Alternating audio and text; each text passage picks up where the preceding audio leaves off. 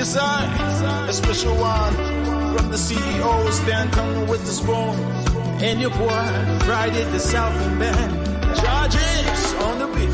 On the spoon to get your information. On the spoon to be part of our discussion. Spoon, spoon, spoon television. Spoon, spoon, spoon radio station. Spoon gonna tell you what is happening in Liberia. Spoon gonna tell you what is happening in Monrovia. Spoon gonna tell you what is happening in Africa. Just to spoon you will know. If the children crying for starvation, just to spoon. You want to get a news update, brother, to spoon. You want to know what is happening in Monrovia, to spoon. Politicians want to make their decision, just to spoon. You want to know what happening in the ministry, to spoon. To spoon.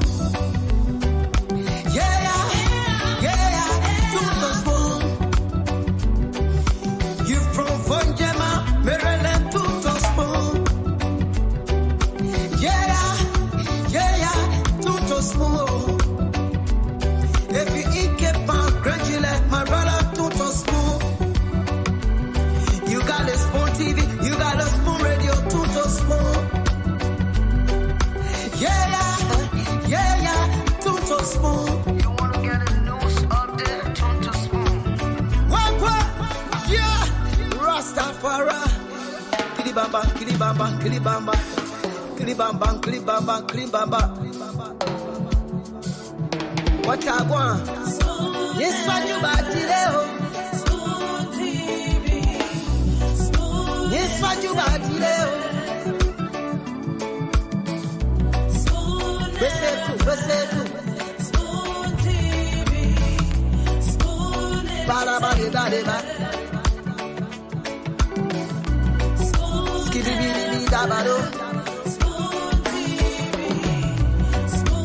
entertainment.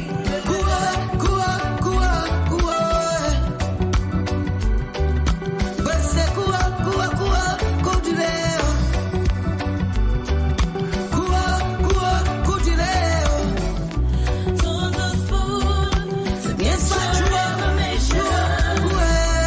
On the spoon to be part of our discussion. Spoon,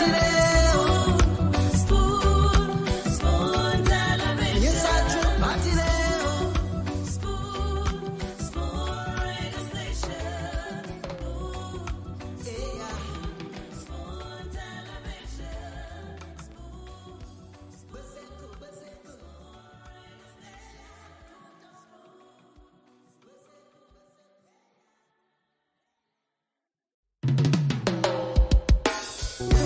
Yes, I, a special one from the CEO, stand coming with the spoon.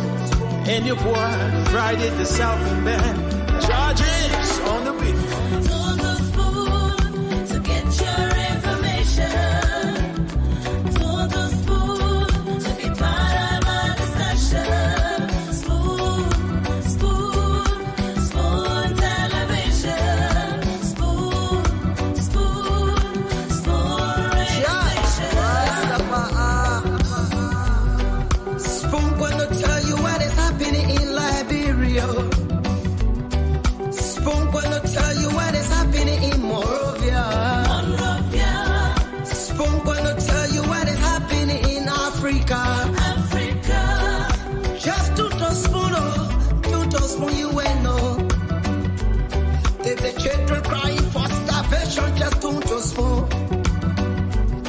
You want to get a news update, brother, to spoon. You want to know what is happening in Monrovia, to spoon. Politicians want to make their decision, just to spoon. You want to know what happening in the ministry, to spoon.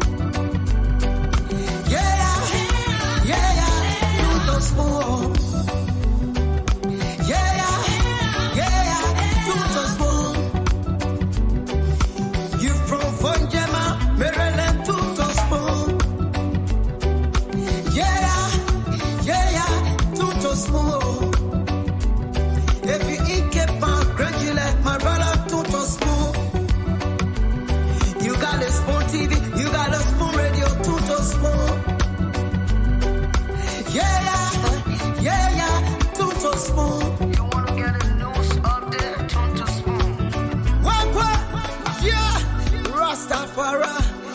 Kilibamba, kilibamba, kilibamba. Kilibamba, kilibamba, kilibamba. What I want? Yes, what you bought today? Yes, what you bought today? Beseku. Para ba. Skibidi bidi da bado.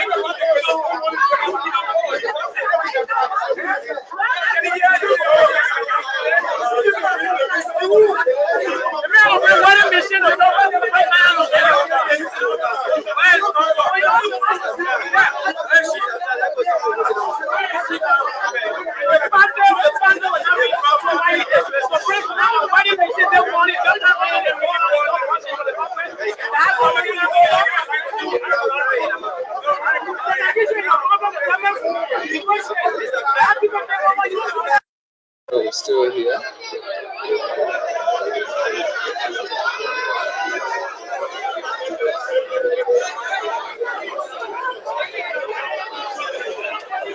So, like,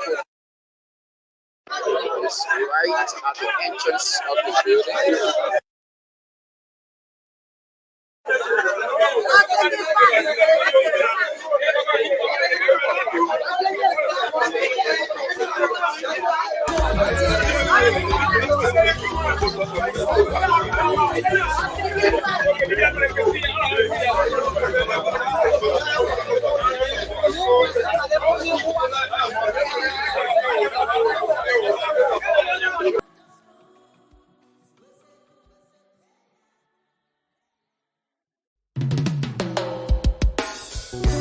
Yes, I, a special one from the CEO, stand coming with the spoon. And your boy, Friday the Southern Band, charges on the beat. To the spoon to get your information. To the spoon to be part of our discussion. Spoon. Okay, tune to Spoon to get your information. Tune to Spoon to be part of our discussion. Tune to Spoon to know what is happening in Liberia, what's happening at the entities, the ministries, what the government officials are doing. Tune to Spoon to know exactly what's making the news, what Liberians are talking about, what the issues are that are affecting the ordinary Liberians. Tune to Spoon to know what the government is doing, what the citizens are concerned about. This is where we get to bring you the updates. We get to bring you critical analysis um, every single night. This is the late night show, the late night politics on Spoon. And I'd like to say welcome. Thanks to everyone, all of you joining us tonight from across the world. It's great to have you joining us. We appreciate the fact that you always make your contributions, whether in the comment section or making sure that you call in during the call in segment to weigh in your thoughts on the different issues we get to highlight. And we appreciate you for that. And thanks for being here with us tonight on another edition of the program. My name is Nelson Colette, and of course, we ask you to kindly share the program as you come on tonight. As you know, we are live across the Spoon Network. We're on Spoon FM 107.5, Fabric 101.1, and Super 95.5 FM. And many thanks to our folks across the internet. We're live on Spoon FM, Spoon TV on Facebook, Fabric TV, and Super TV. We're also live on YouTube. Spoon Talk Live is the YouTube handle.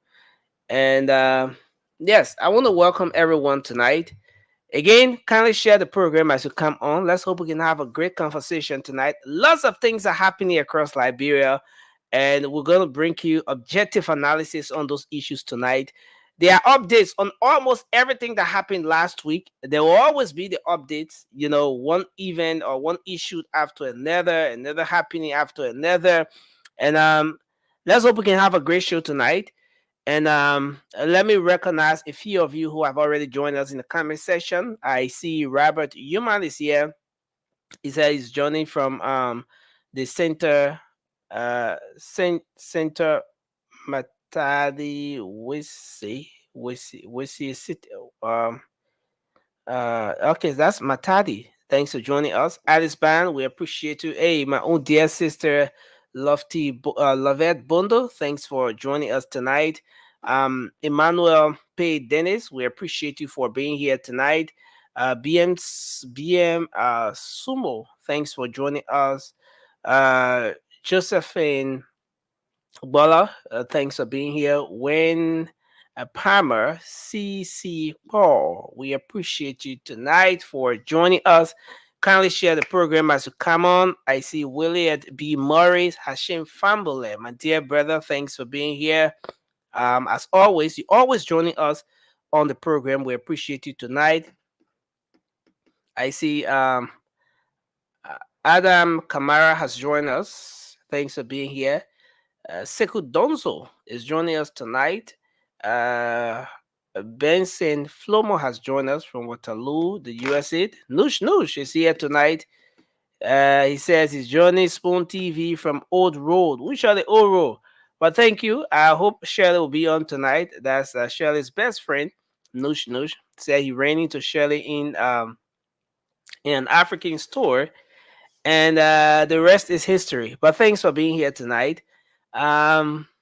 Nathaniel K. Hill, we appreciate you for joining us. Kindly share the program, guys, as you join us tonight. Let's have a great show. Cooker Watson, thanks for joining us. Yes, let's bring you the final bash as we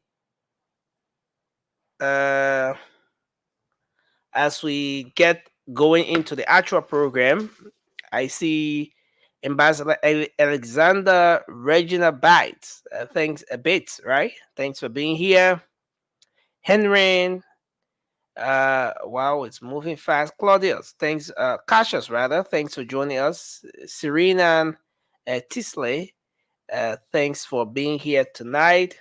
And thanks to everyone for joining us. Sally and Vincent, we appreciate everyone for joining us tonight. Let's hope we can have a great show. A lot is happening across the country, and that's why we're here. That's why we come on here every night to bring you the updates, to talk about the issues, to make sure that you are up to speed when it comes to the happenings across the country. Well, most of you are aware that at the latter stage of the previous administration, several high-profile officials of the Liberian government were being sanctioned for different reasons. And I mean, for different reasons, those officials were being sanctioned, whether by the global Manesky, and the reason for the sanctions are all different. Some for human rights abuses, some for misappropriation of state resources, some for tampering with public procurement processes. Some of the folks were sanctioned for diverting state resources to their personal accounts, and a lot more. So, several high profile members of the government or officials of the government, the previous administration, the Liberian government at the time, were being sanctioned. Amongst those who were sanctioned were the Solicitor General of the Republic of Liberia, for example, Councillor Serena Sifos. Councillor Sima Serena Sifo was being sanctioned. And then next thing we knew, we saw on the list the managing director of the National Port Authority, Mr. Bill Torrey. Now he's senator of Riverside County. And the next thing we saw was Senator Nathaniel McGill now, who was then the Minister of State for Presidential Affairs. He was being sanctioned. And then still looking on the list, we saw the names of other officials, and then in no time, those three top officials of government whose names I just mentioned wrote a letter of resignation. All three of them resigned with one letter after they were being suspended by the president. And then following the suspension, and you know the rest of the story, they resigned. And the last listing that came up, most of you are aware, you saw the names. You saw the names of the finance minister. Sorry. I want to get something coming in here. So, you saw the names of finance minister Samuel Twe, former finance minister, the former Mayor Jefferson Kochi. Those were folks who made it on the final listing before the government was finally voted out of power. So, as far back as 2022, just on the eve of the election that was to be held in 2023, in April of 2022, the U.S. Department of State started to enlist those officials of government to be sanctioned. Mr. McGill, Minister of State for Presidential Affairs, and all of those people. Now, the reason why I'm bringing this in is because when that situation happened, a lot of people were concerned. So many people were asking questions as to what's going to happen. Okay, the sanction is here, but the folks are going for election. The folks are wanting to contest. What is the government of Liberia doing to investigate those individuals? What is the U.S. government going to do to ensure that those individuals who have been enlisted for sanction can be investigated, can be given due process? But Minister McGill or Senator Nathaniel McGill of Margibi County, after his sanction, he went and contested in Margibi County. He was overwhelmingly voted by the people of that county. Now, in his capacity as senator, Senator McGill is challenging the U.S. government and the Liberian government, the two governments, to address the sanction that was imposed on him and to hold officials of government accountable for their actions. So this senator is a former chairperson of the opposition Coalition for Democratic Change. As I said, a former Minister of State for Presidential Affairs. He was rather under the previous administration. He resigned. I just said that. But the senator is accusing. The senator is calling, rather, he's calling on the Liberian government that has the legal authority to ensure that justice is served, especially when it's involving one of our citizens. And the US government that came up with this sanction, look, I want my time in court. In his case, he was being accused of a wide range of other corrupt schemes, talking about soliciting bribes from government officials and misappropriating government assets to his personal gain, and allotting funds that was intended for government to institutions run under his projects. Those are all reasons why the senator was being sanctioned. Now, he wants the Liberian government and the US government to give him due process. Now, he's the second person who's coming up with this request. The last time I checked, the Solicitor General, former Councillor Sima Serena Cephas, was crying very loud. And again, calling on the Liberian government, calling on the US government to give him due process, to give him his time in court so that he will be able to clear his name. He was equally concerned about this, and it's been pretty close to a year now since Councillor Sima Serena Cephas raised concerns about the very sanction situation. But then the Senator McGill, is the next in line.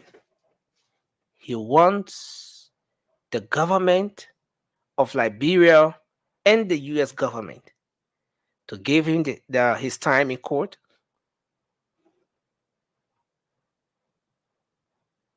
He's challenging them to address the sanction that was imposed. The next question is maybe how does he expect, how does he want the both governments to address the sanction?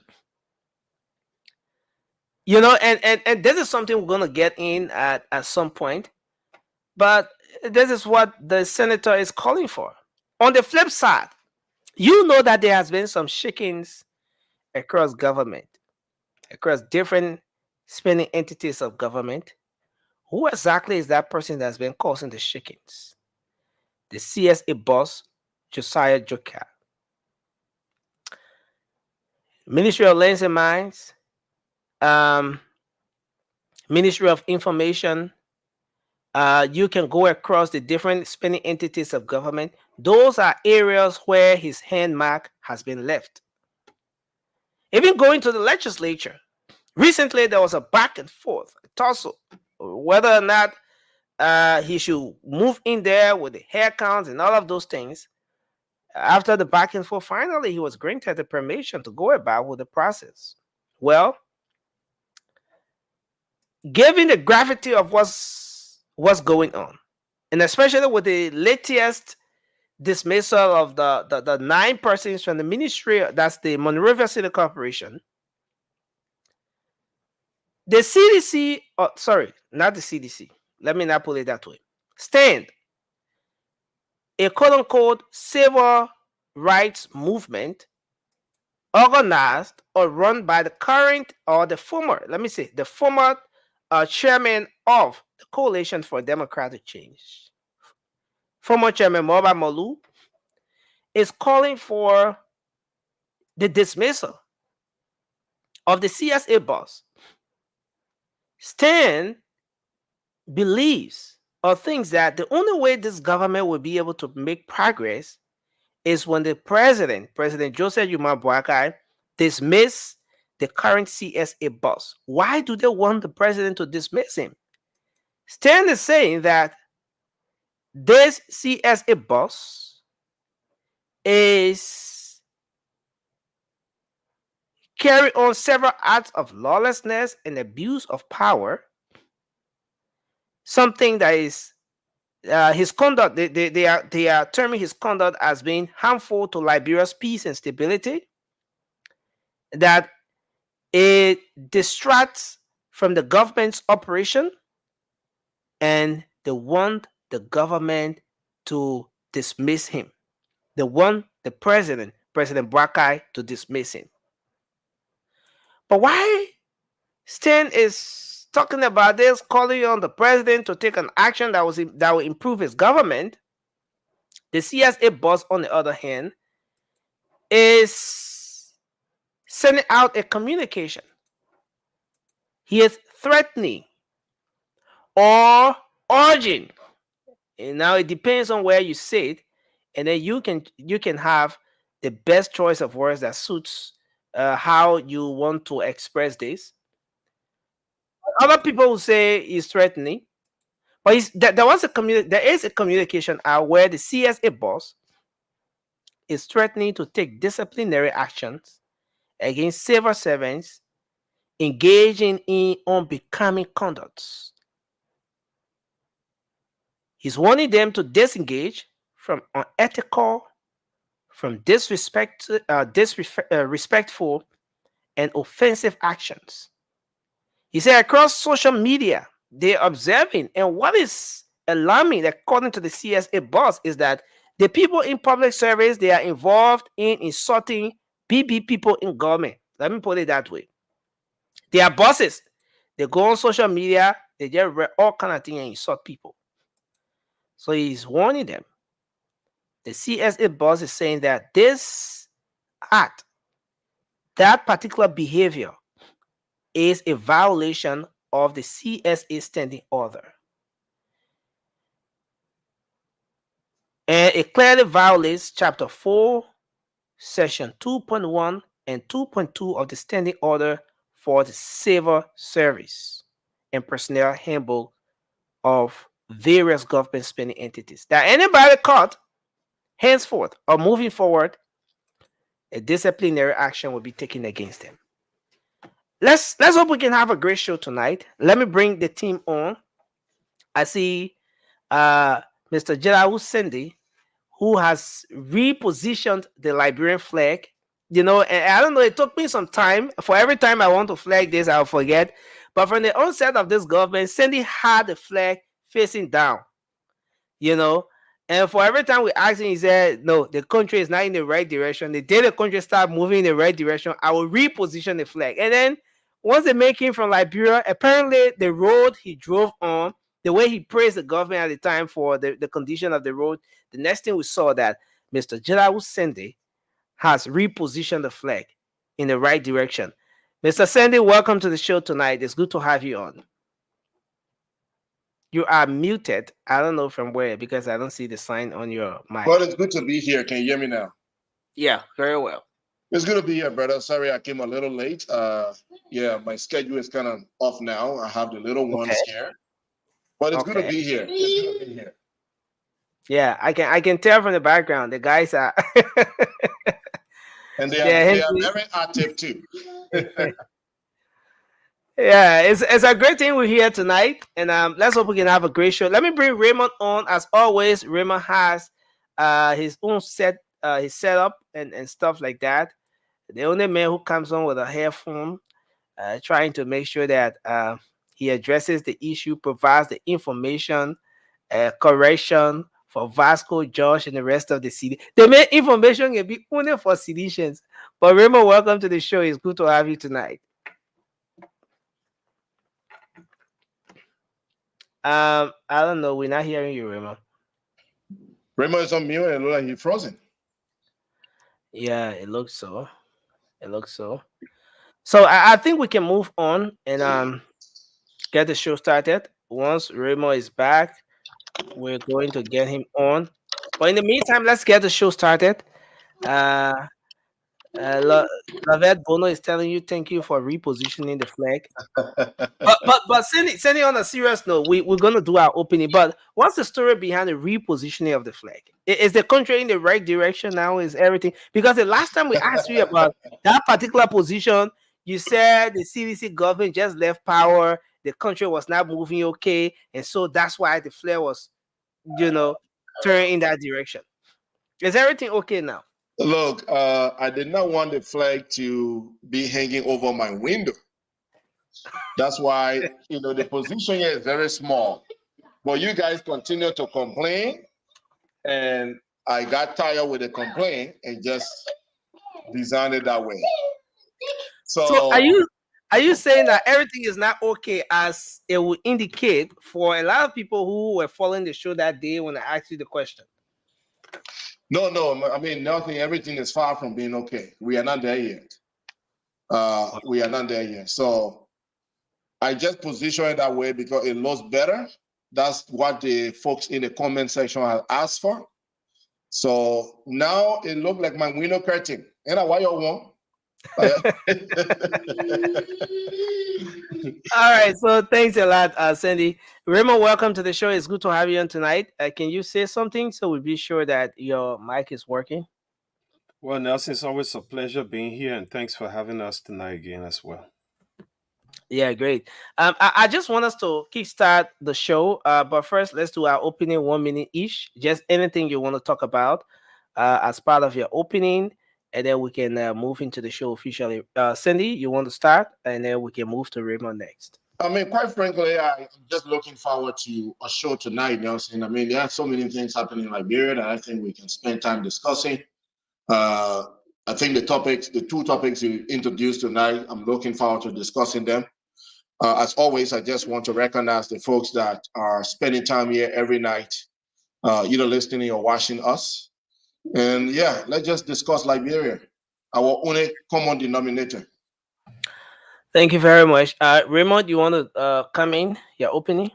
So, Nelson, the Spoon Network gave us the opportunity as panelists to analyze the issue pertaining to all of us, to discuss without fear nor favor. But sometimes we as people, sometimes we don't get it right. I live in Pennsylvania and Philadelphia specifically. And the last Saturday conversation concerning Jerry Yogba, some people that I know personally called me on the phone and told me, look, Raymond, your position was wrong. Uh, we believe you being objective in your analysis, but this time, only because you know Jerry, you took a side. And I want to make it clear to everybody, I'm not one person who supports wrongdoing. Raymond, wait. Let me interrupt you a bit, Raymond. Raymond, do you remember during the show at some point I asked if you wanted to recuse yourself from the conversation and stuff like that? Yeah, I mean, I remember, I was in the backstage a lot. But then I just thought, sometimes there's always two sides to a coin. I'm never arguing in any form, fashion, or way that nothing was done. But I was also trying to, from my perception and the sentiments that I built for him, to also put that out there. But people warn that I should recuse myself. And next time when such a discussion comes up, if I know someone and the allegations against them, especially where I cannot substantiate it, I should recuse myself. And I want to say, going forward, we all humans, we learn, as we go, and we're not perfect in everything. Even our analysis is not perfect. Sometimes it's a little flaw. And I'm not one person not to admit that I am also, you know,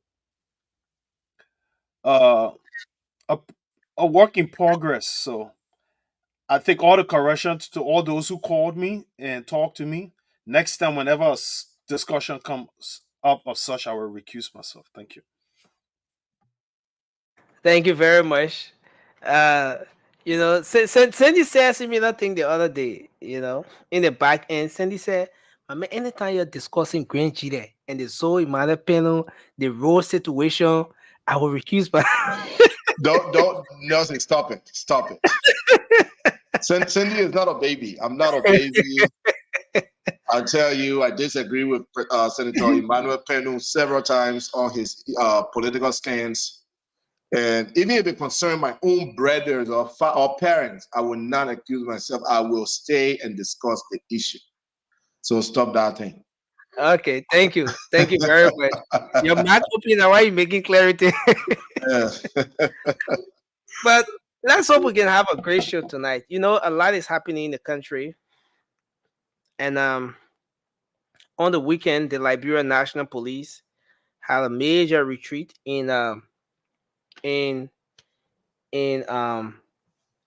Nimba County, um, bringing together the leadership of the police, the different county commanders across the 15 counties, and just recalibrating on how they can better the service to the Liberian people, um, and there was also a community engagement led by the Inspector General of the Liberian National Police, Colonel Gregory Coleman, um, with the intent of bridging that gap between the community and the citizens.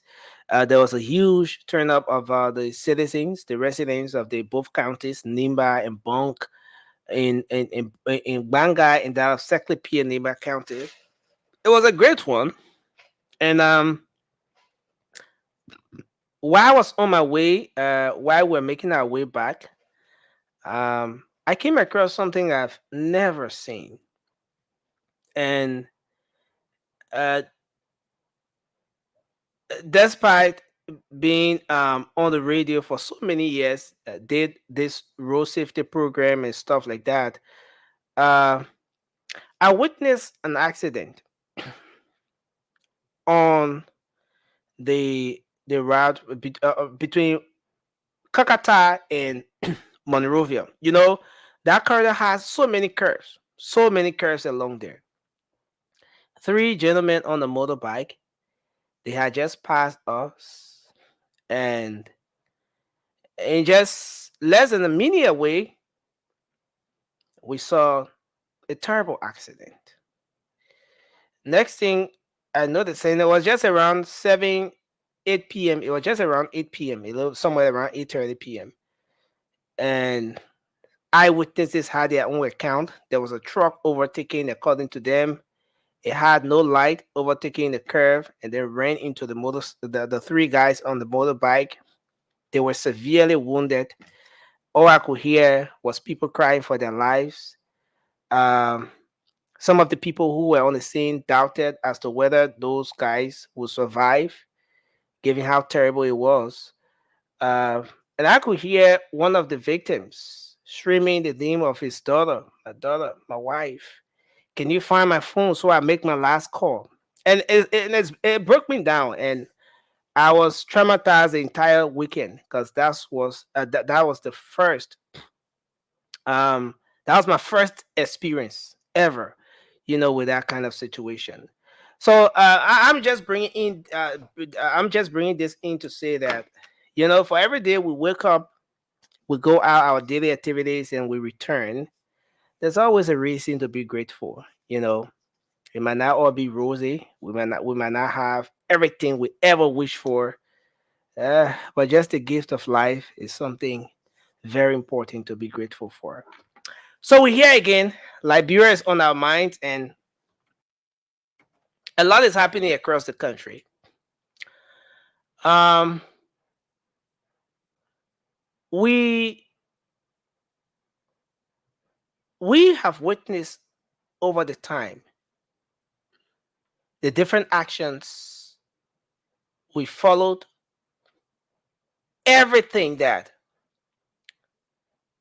the U.S. government did with respect to setting precedent on previous officials of government or on officials of the previous administration. From 2022, gradually we saw a list of officials of government. We saw officials of the previous administration being enlisted for sanction. Some of the people we've never thought of were being enlisted. And then, in no time, the very government was defeated at the ballot box. It's been about 2 years, or pretty close to 2 years. But someone is asking, someone somewhere is always asking, what happens to those individuals that were being sanctioned by the US government? And I remember vividly when those issues were being discussed, especially after the sanction, when three of the officials who were enlisted for sanction were being suspended by former President George Weah. A lot of people say, oh, you're not supposed to suspend the people. You're supposed to dismiss them and investigate them. Now, the three individuals did a single communication resigning from the government, and so many Liberians beat on the previous administration to not just stop there, but move a step further by making sure that those who were being listed for sanction can be investigated, can be given due process. Fast forward, the next thing we saw that those people started to run for public offices. And then they begin a major discussion. For different reasons, with different motives, the issues were being discussed. Some people thought that the best thing for those individuals to have done was to pressure the government to ensure that they're given due process, they're given a time in court where they can clear their names before attempting to run for public office. Because once they resign from government, even going to the legislature, going to the Senate would have been another governmental position. Fast forward, they campaigned in their respective counties and they were being elected by the Liberian people. About a year after, the folks are coming back. Senator Nathaniel McGill had a press conference recently where he's pressuring, he's challenging the US government and the Liberian government to address the issue of sanction that was brought upon them, to address the sanction that was being imposed on him, Senator McGill, and his other colleagues, so that they can either be able to clear their names, because there were several issues that were brought up in the communication. I'm going to put it up, and we'll read the communications here tonight that came from the U.S. the Treasury, all right, the U.S. Department of State. But this is where we are. The lawmaker is saying that he wants his name to be cleared. So I want to read. I want to read those communications one after another. But we're going to start the analysis. We're going to take on the conversation from here, and then I'll come in to read those different communications. And this is very important. We're going to start with you, Cindy. He was sanctioned in April of 2022.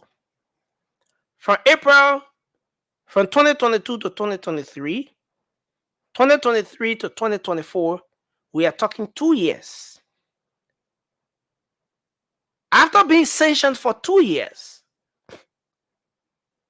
the senator is saying that the government should address this issue. How is the government going to address the issue? The call he's making right now, is it something that's worth looking into? Does the Liberian government have what it takes to give them due process, would it have been even better for those folks to call for the due process, clear their names before going back into government? Is the call a belated one? Or is it something that's worth looking at this time? Is it too late? Given what Senator McGill is calling for at this time. Cindy, I want you to take on from here, and I'm going to bring in the communication from the U.S. Department of State that led to this sanction that we're talking about here. Some of the things they said in that particular communication. But I want you to take on your time from here as we bring Anthony Gay on. Anthony, So Nelson, look, this is an interesting discussion. One thing we must establish here is that Senator McGill and other sanctioned government official always has the legal right to petition either the United States government to review further the sanction or any other legal entity, including international legal organizations that could help them look into the sanction. It's not wrong that he's doing it. I don't think the timing is wrong either. What Senator McGill, however, should not put this on the Liberian government. The United States government is a separate entity. This has nothing to do with Liberia. Liberia did not say, McGill, you are corrupt. That's not what the Liberian government said. It is the United States government that said, McGill, we're going to sanction you, or we sanction you based on evidences in our position that you are not doing the right thing in Liberia. Because of your actions in your country, because of things that we found you associated with in terms of corruption, we are preventing you from doing business with us. That's the United States speaking to McGill. We are preventing you from doing business with us. You cannot come here. You can't use our banks. You can't use our institution. You are sanctioned by the United States government. The United States government have limited power in terms of how they can influence that sanction to the country or impose his sanction, McGill's sanction, for instance, to all the Liberian government. All they can do is to pressure the Liberian government through some sort of international relationship that they have with the Liberian government. Again, Raymond, sorry, not Raymond, but Cindy. Aside from just the sanction that came up, the U.S. government concluded that entire communication by urging other people not to do business with those enlisted for the sanction. All right? And again, if the U.S. government, what you're saying now, if the U.S. government has a limit to what can be done with respect to the sanction, let's come to the Liberian government. Where does the Liberian government start from with this entire process? Nelson, because it is not the Liberian government sanctioning the individuals. right. It is the U.S. government saying, I have this or that in my possession, claiming that you have done this, that, and X, Y, and Z. So, whose authority is it? Whose responsibility is it? That's what I'm coming to, Nelson. Look, let me make it clear again. The U.S., all they can do when they sanction McGill and the rest, and when they say don't do business with them, that's a diplomatic action. They're saying don't do business with them. Yeah. As a government, the U.S. we know have a direct influence on several governments. Unfortunately, it seems that most governments function when the U.S. tell them to do S, Y, and Z. So basically, the U.S. is saying when you do business with them, we may not do business with you. We saw how that played out with President Weah regime. All of us here know that the U.S. relationship with Liberia went down under President Weah regime due to some of these things that happened. Now let's go back to the question: what the Liberian government can do. The Liberian government don't have to do anything. Let's be frank. The Joseph Boakai administration don't have to do anything. McGill and the rest were sanctioned by the United States. They have legal rights, individual legal rights, to take actions. They can appeal the sanction. They can come and legally appeal the sanction. Or they could file lawsuits. They could file lawsuits. And the US will review. You can appeal and say, look, what you sanction me is no longer the case, right? They can review and they may remove the sanction.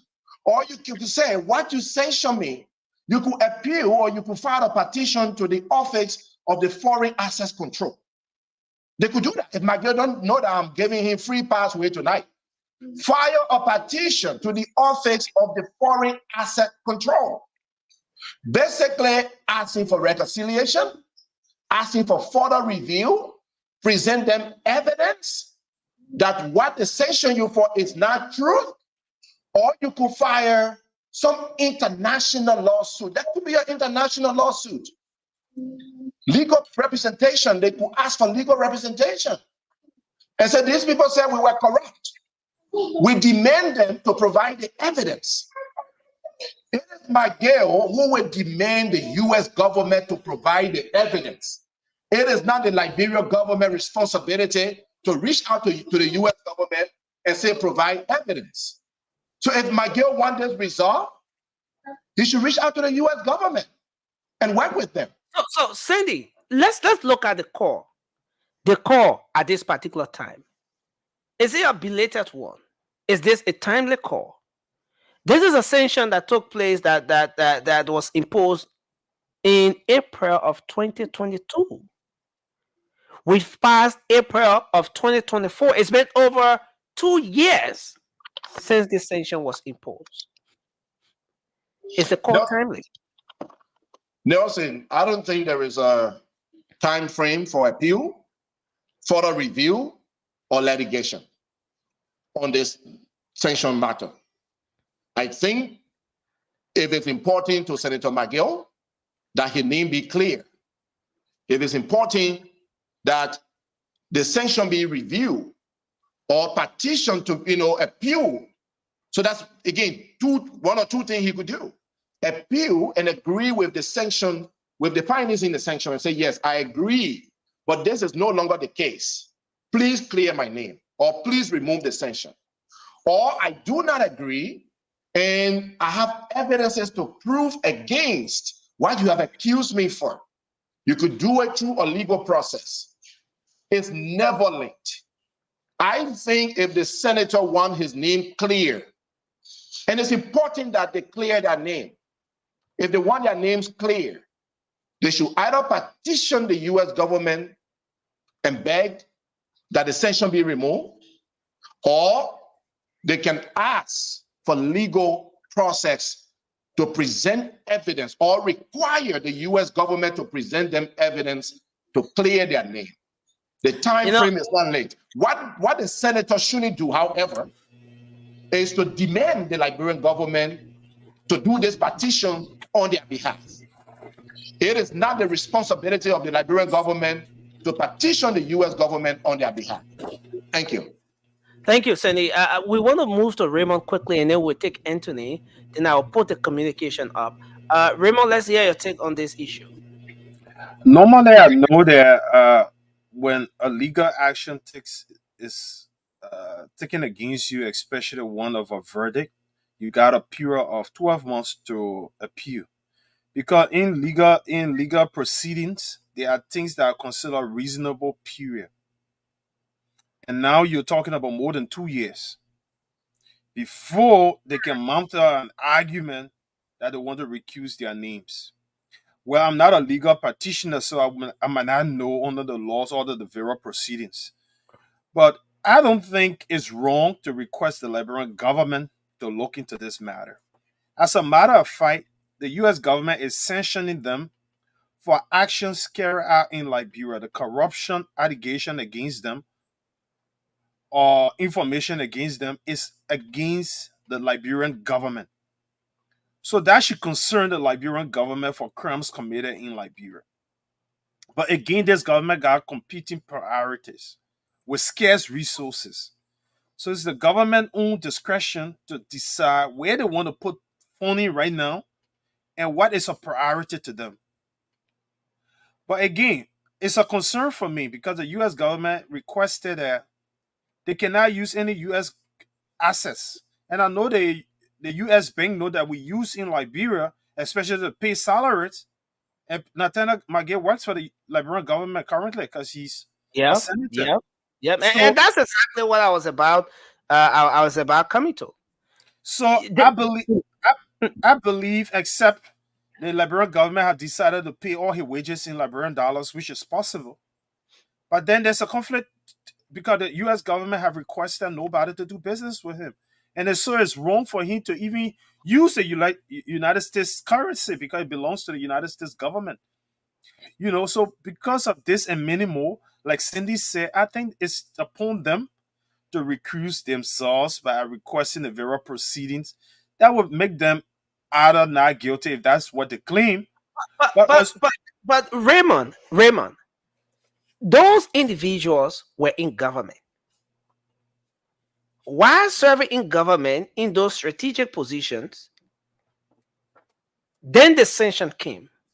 Then the US government said you did this, you did that, you temporal procurement processes, you abused power. Even Albert Cheer, the pro-tem at the time, he was part of the people who were being sanctioned. Now, in the case of Senator McGill and how do you call him? Senator Bill Torrey now from the National Port Authority and that of the Ministry of State for Presidential Affairs, they were suspended from not just their position, but from the Liberian government. After some time, those individuals resigned from the Liberian government from their respective positions. And then they go and run in their respective counties and re-enter government. The same government or public service those folks were in when the US government imposed the sanction, they make their way back into public service, but yet they're calling on the US government to address the sanction. Is that something to look at in between here, Raymond? so Should to those let- individuals be in government and be calling on the US government to address the sanction after they were being sanctioned while they were in government? Or should they recuse themselves? Should they step out of government and then ask the US government to address the situation, clear their name, and call them due process? And then after that, when their names are clear, then maybe they can re-enter government. Well, what's your take on that? so Nelson were one of those who called for that. And like you said, because of this allegation, the positions they held in government, they had to step away. But while clearing their names, they went and sought offices or elected offices within the same government and came back. That's double standards. That's not playing fair. Because if you're trying to play fair, you don't want to have a government authority to influence the process. You want to step away and be a private citizen and deal with the issue. We were one of those who called the then government, as they did to the former defense minister, who got elected, but because he had an allegation against him, they took him to court and made him not to take his office. We thought the same should have been done because there's already a precedent. The same should have been done to Magay and the likes. You got an allegation, an indictment hanging over your head, but then you run. Because of that, you are not fit to serve. You have to step away. And with that same thing not being clear, you come back into government. I think that's double standards, and you got it right. I would not think they got any legitimacy in government because, and to be honest, the lifestyle audit. I mean, just by looking at us as Liberians, we saw those people, the lifestyle they live. In the short term in government, they turn to be living the standard of like millionaires. The kind of homes they own, the kind of assets they have. We even saw Magay's mother's burial ceremony. We saw how elaborate it was. Opponents, as President Salih said. How could that happen in less than 6 years? Who get that rich? How much does the government pay you? Again, that raised suspicion. but we don't have all the facts. So we as citizens can raise the concerns. But I believe the American government is so serious and they're having so much information and their sophistication to know things is that stronger than the Liberian government. But as a person, I would call on the Liberian government to request the evidence from the United States government and prosecute these individuals because the allegation is about corruption that took place in Liberia on Liberian soil that affected Liberian taxpayers' dollars. So I would urge the Liberian government to take a look into this. But again, there are competing priorities with scarce resources. So I don't have previous to all the information. So I don't know what the Liberian government wants to do at what time. What is a priority? Which government do you think was in the best position to address this issue? Use all legal means to address this sanction situation. The previous administration, Definitely. whose officials were being sanctioned, and this government again. Don't get me wrong. We know that government is continuative, but someone might just be looking at that aspect. Definitely, Nelson. The government they serve at the time had a relationship with the United States government. So when the sanction came out, was the request. This government and Maggie got elected together. They won the same elections. So they took office about the same time. So this government never had no authority to prevent the Maggie government. In fact, I think Maggie and other got inducted into office before even President Bouaka. Because the legislature will have to induct. Yes, we have to induct the executive. So they being the first branch of government, they get inducted in offices before the executive. Thank you. So this a government never had, but this government can act now. But again, like I said, we're not privy to all of the information. There's scarce resources. We see the budget, even the issues of the budget. Government got to raise money for competing priorities. So is this a priority for this government to spend resources behind? Because to take people to court, the government need to spend money behind the lawyers to prosecute these guys and all of the like. So I don't know whether it's something this government want to pursue right now, or they want to push it to another date. Whether the priority right now is to ensure that the price of petroleum products reduce for the Liberian consumers, the food, the staples, and the likes. I don't know what the government priorities are. So Thank you, Raymond. Thank you, Anthony. I want to come to you. If you take up time to go through everything that was being communicated relative to the sanction that was being imposed on those individuals, you're not coming across a time frame, a definite, timeline to say you are sanctioned from 2022 to 2025, or from 2020 this to 2020 that. So, and again, so fast, we've passed 2 years. 2 years, Senator Michael, everywhere he goes, people put sanction behind him. Councillor Seaman Serena Seaford, a whole law professional, one of the astute legal minds we have in the country, well respected across the world. But boom, as soon as the sanction behind came up, his legal profession to some extent was being damaged. Because the US government said, nobody must do business with me. Let me put it out Liberian way. Next thing, Councillor Seaman Serena Seaford drives up Capitol Hill to UL campus to go and do something there. All the soup beginning surrounding the TV. They embarrassed the councillor. Our well-landed councillor was embarrassed until he had to drive out of that campus and never return. Up to now, he hasn't gone back on that campus because the beginning no car. This is the extent to which this whole sanction thing is embarrassing most of our public officials. Anthony, do you think there should have been some sort of timeline associated with this? And the call now from Senator McGill, do you see this as something worth looking into? Do you think for any reason this administration should now start to develop keen interest in this particular issue, at least to maybe clear their names or further indict them based on what the outcomes will be? Thank you very much, Nelson. Very, very important subject matter we're discussing. Look, the Magnitsky Act that was passed under President Obama and brought into effect during Trump time, it's not a joke. Maybe many people just think that the United States just want to call few individual need and say, "Oh, we sanction you because America is a world superpower," blah blah blah.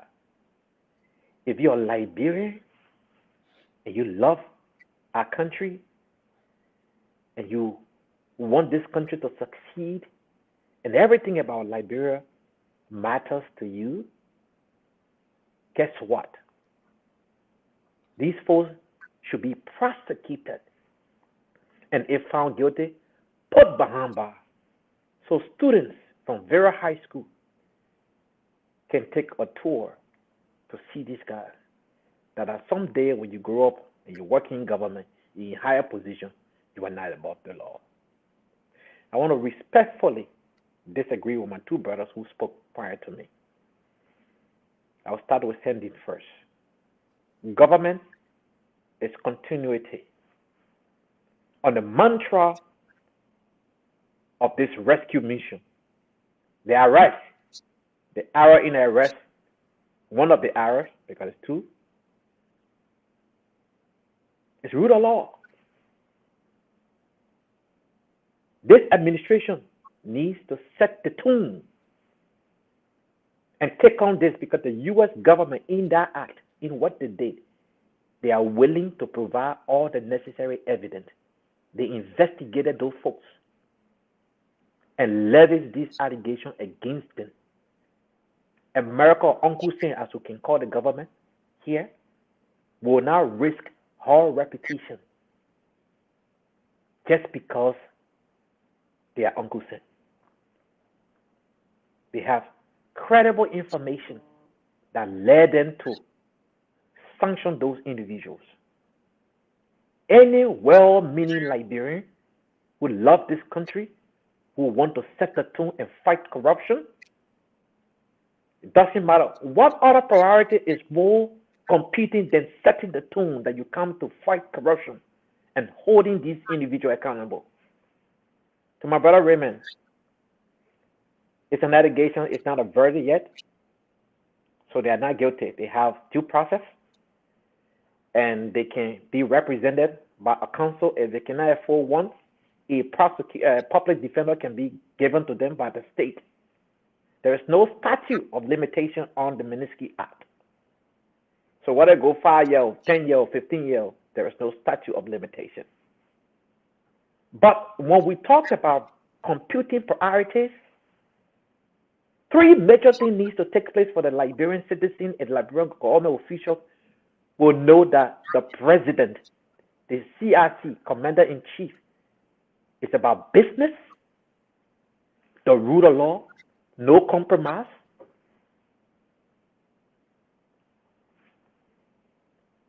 paying civil servants on time, and addressing the bread and butter issue of Liberian people. That includes security and other different things. The Liberian people will take you serious. We were told that this administration was coming into office and BAU will be the thing of the past. Business as usual will be the thing of the past. Are we seeing business as usual as a thing of the past today since the administration came into office? The answer is no. We are not seeing it. In fact, we are seeing business as usual almost every week. Look, Anthony, relative to this sanction thing, the call from Senator Mike, what is the business as usual that maybe you see in this particular thing here? I just want you to come. Yeah, President Weah did not even try to hold these guys accountable. All these guys did was resign. No, resigning. President, we have suspended them though. My brother, He suspended them. let me say this to you. Following their enlistment for sanction, and after they were enlisted, If you were read being the suspended. if you read the Magnitsky Act and the reason why these guys were censured, suspension is nothing than what happened because these guys took opportunities away from Liberians. They shortchanged opportunities that other Liberians could have benefited, that could have changed their living conditions, changed their livelihood. So, in order to bring these guys to book, one, they suspended, then due process starts. Due process starts. The government has to spend money either way. But is the government spending the money on the rightful thing? That's the question we need to be asking. The prosecution of this guy is not a waste of money. It's a way of setting the tune so the country can follow suit. So the rest of the people also. Impunity has been the way of life for very, very long time. Nothing. 30 seconds, Anthony. When are we going to start holding people accountable? If the previous government failed to do it, that should not be an excuse for this current government because everybody knew that the previous government would not prosecute these people because they were confident of the president. Nathaniel Makene was quote unquote the de facto president of Liberia. And so we knew that President Weah wouldn't have done so, but most of us have hoped that this administration was taking on these guys and hold them accountable and set the tone, since indeed they ran on the mantra of change. But we are seeing business as usual. Nathaniel Makene, they are strangulated right now by the United States government, and they should not even be using the U.S. currency. That is true. Because according to that letter, they should not do business, anything that pertains to the United States. That currency is United States owned currency. They should not even touch it. If the Liberian government want to follow protocol, their salary should not be paid in the US dollar. Are they following that procedure? The only way these guys will take that serious, every aid that United States has, they can start holding it back, then the government will have no chance. And they will bring these guys to book. But these guys committed, the allegation is so grave. And nobody should sit here and think that this government should not hold them accountable because government is continuity. They commit a crime against the state, Liberia. And if anyone is in charge of Liberia, should go after these guys. Thank you. Thank you, Anthony. I want to hold you there and bring Bila in, and then we'll bring Vasco. Bila, go ahead. Let's hear you. No, thank you. And let me begin by saying good evening to each and every one. Good evening to you guys, folks. Basically, it is always a unique thing to be back here to discuss Liberia, things that we far march our countries in terms of progress. It's always a good thing to be back. Look, I've been following the conversation, and I think it's a very unique thing for people that are involved in allegation of corruption that led to sanctioning and strangulating you in certain form and manner that you cannot make move certain part of. We all can say the great nation. It is a concern. So I want to slightly agree a little bit with my brother tonight, Anthony, when you talk about the issue about this government taking the rule of law or things that undermine the rule of law as being something as a threat, right? Let's say in that form and manner. And one of the unique thing here is people are coming out to say they want to, and like spare out their name from the issue of this sanction because they believe in their mind they don't have anything doing with it. Some of the allegations that come, and when will government take certain agenda priority and leave another one as not a priority? We understand we have a very constrained government system in terms of the economic system that we find ourselves in. And one will want to argue that there are other things that we should take as a priority. Basically, when you look at the IRS agenda, you talk about the rule of law, agriculture, and other business things. And I've asked myself, looking at the rule of law, the agriculture that is in the IRS agenda, what is more paramount to us as a government? I'm asking myself as someone who supports this administration, what is more priority to us as a government? And that brings me to some of the action that government have taken over the past period of time in relation to her agenda. So when we come and argue that yes, this should not be looked at as a priority, then that undermines the progress of our nation, because over the past period of time we have come over the platform on this platform, to talk about the rule of law or corruption being a hindrance to the full march of our nation.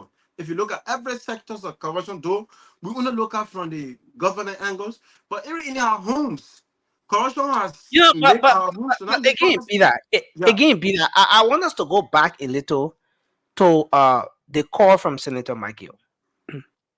He's calling on the Liberian government and the US government to address the sanction that was imposed on him and his other colleagues. They want their time in court. After 2 years since those individuals are being sanctioned, the only person who is on record for calling for due process and all of those things, even on the previous administration, is Councillor, how do you call him? Councillor So that's Cephas, different. the former Solicitor General. Yeah. For him, he wrote a long piece to the president. And he said, we see people keep dropping. The sanction will drop on our left, the sanction will drop on our right, and the sanction is just dropping, and we know who's next. Whose door sanction is going to knock on next? But Mr. President, we want you to address this issue. We want you to give us due process. Senator Councillor Sima Serena Seafirst is on record for calling for that. But 2 years after, Senator McGill has joined. For him, he thinks it's unfair, and he wants the US government and the Liberian government to address the sanction situation. How does the two government address this issue? So here's the thing. Is the call something that is it valid enough? Is it something that's worth looking into? Should the US government now be concerned that one of the persons we sanction for XYZ is expressing interest? The person wants due process. Should the US government at this point be looking at ways they can aid the Liberian government in affording those people due process, since in fact this sanction has crippled them to a larger extent? So then I ask myself, what is the government of Liberia doing in relation to the US government helping them? Because for somebody to help you, you must have shown some level of action in regards to that process, right?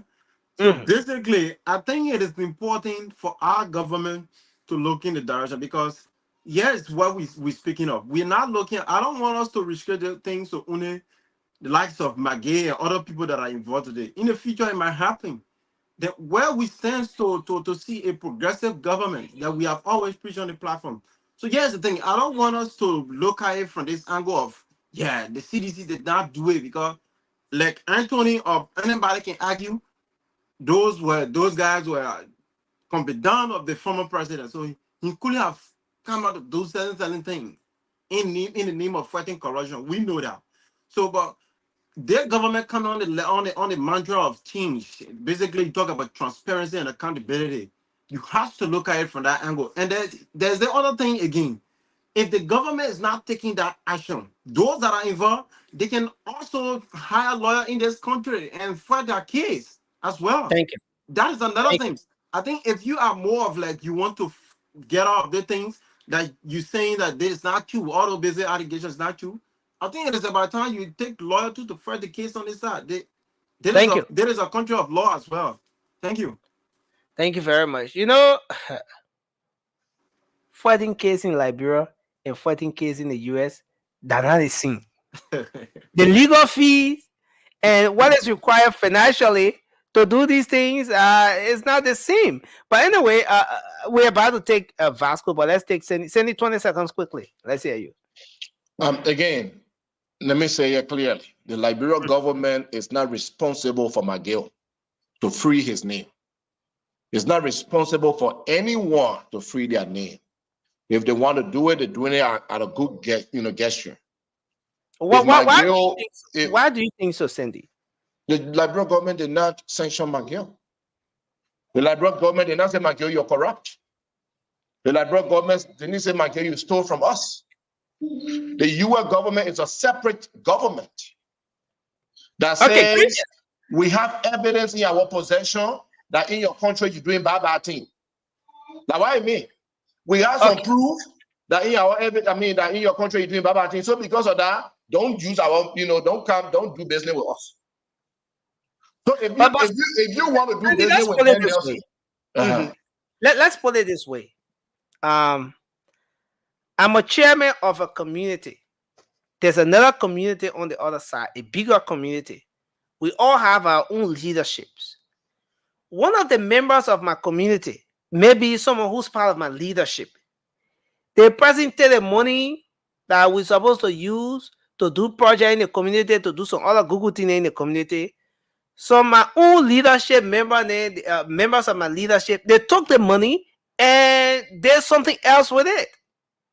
And now the people from that other community say, oh, we know all the things that you're kind of doing in your community, but that your thing you did there, you're going to leave right there. Nobody will cross the line to come here because you did X, Y, and Z. Okay. So, Cindy, you're saying that the members or the leadership of the other community that maybe impose the whatever restriction on my people should be the ones to give my people due process. How about me?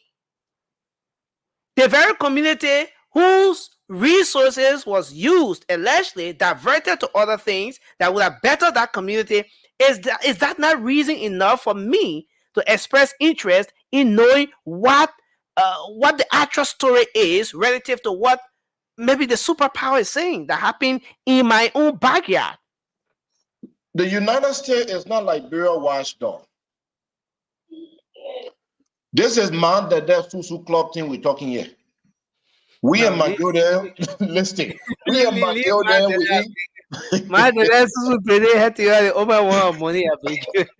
We are McGill there. We in man that Susu Club. We not complaining say McGill eat our money in the Susu Club. America say, oh, we got information that McGill eat money in your Susu Club. So because McGill, you eat the people money in the Susu Club, we not complaining. But America now say, McGill, you eat the people money in the Susu Club. Because you eat the people money, don't do business with us. We did not complain. We were keeping our McGill. Is that not reason enough for us to be concerned that one of our own did this? Nelson, we are concerned. Well, we should be concerned. If we were a Syrian nation, we should be concerned. There are two things we discuss here. If we are concerned, we will prosecute McGill. Or we are not going to file legal action to prove McGill wrong to the United States. McGill is asking that his name be clear. That is not Liberia's responsibility. We are not persecuting you, McGill. America say you stole from us. We're leaving you alone. We're not persecuting you. But you want your name to be clear. Now you're telling us to pressure the US government to clear your name. It's not our business to do so. You want your name clear, go directly to the US government. You're saying I stole from Liberia. Where your evidence? Or, okay, I agree with you, I stole from Liberia. But now I can no longer steal your, please clear my name. That's two things. Either you agree with them, and you beg them to clear your name, or you not agree with them, and you demand them. You file legal action to demand them to provide you the proof. Don't go like your business. Thank you. For you. Thank you, Cindy. Nelson, let me chip in a little bit. But Raymond, I want us to bring Vasco in quickly. Then you're gonna come in right after Vasco. But the other thing here is we're talking about is it 3, 4, 5, about 6 high-profile officials of the former administration, of the previous administration. Okay, let's agree that this whole issue with lawsuit is more expensive in the US than Liberia. But can those individuals come together? Can those individuals, because on one occasion, all three of them were enlisted on one ground. This whole sanction thing, all three of them, they came together. Can those three individuals build a strong case? Can they make their case?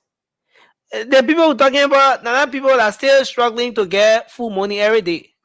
There are people who their water settled to some extent, you know. But let's hear Vasco on this, and then we're gonna come. We're gonna see if we can transition. Thank you, Nelson. Let me say hi to you guys and hi to our audience. Look, for me, I have a different view on this entire sanction stuff. Okay. I feel that this sanction actually was political. Okay, but Vasco, you in the US, right? You in Charlotte, North Carolina. Yeah. That's where you are, right? Yeah, Oh, okay. I shall. Go ahead. So I feel that was political, right? Because if you Vasco, look, your citizenship settled now, or that you still operating your green card? No, Dusty, where you going with that? Nelson, Come on, stop man. putting it there on the spotlight. We beg you. Nelson, No. let me say what Let I the want man to do say. here analysis with fear or favor. You see, sometimes Vasco, the go issue, ahead. You are sometimes protected. the issue, what I say was political. Mm-hmm. But your The tune is CDC changing. government have few people during the administration that could change things around for the government at any time. Mm. We had the legs of Mangale. We had the legs of Bill Twawe. We had Samuel Twe. We had Jefferson Koji. These are the guys name that was out there in the at the time, the opposition. So the first thing that came to these people's mind, if we want to get rid of George Weah, what can we do? We need to start to cut the trees, the small branches around him. How can we do it? We can find some lobbyists. We can spend some money in Washington and we can get these things done. Because, you know why I say this? When America is actually coming for you, it's not a gossip. It's not something that you'll be hearing all over the place. So the guys got together. Today, the Sylvester Grisby, you're seeing there, Boaga today. People don't know some of the reason why he's there. This is some of the reason I'm about to explain to you. Sylvester Grisby at the time, they were together. They were the, how do you call it there? The CPP.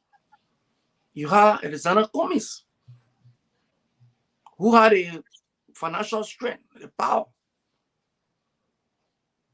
So what the guys did, they came up here and they started to cut the small branches around the tree.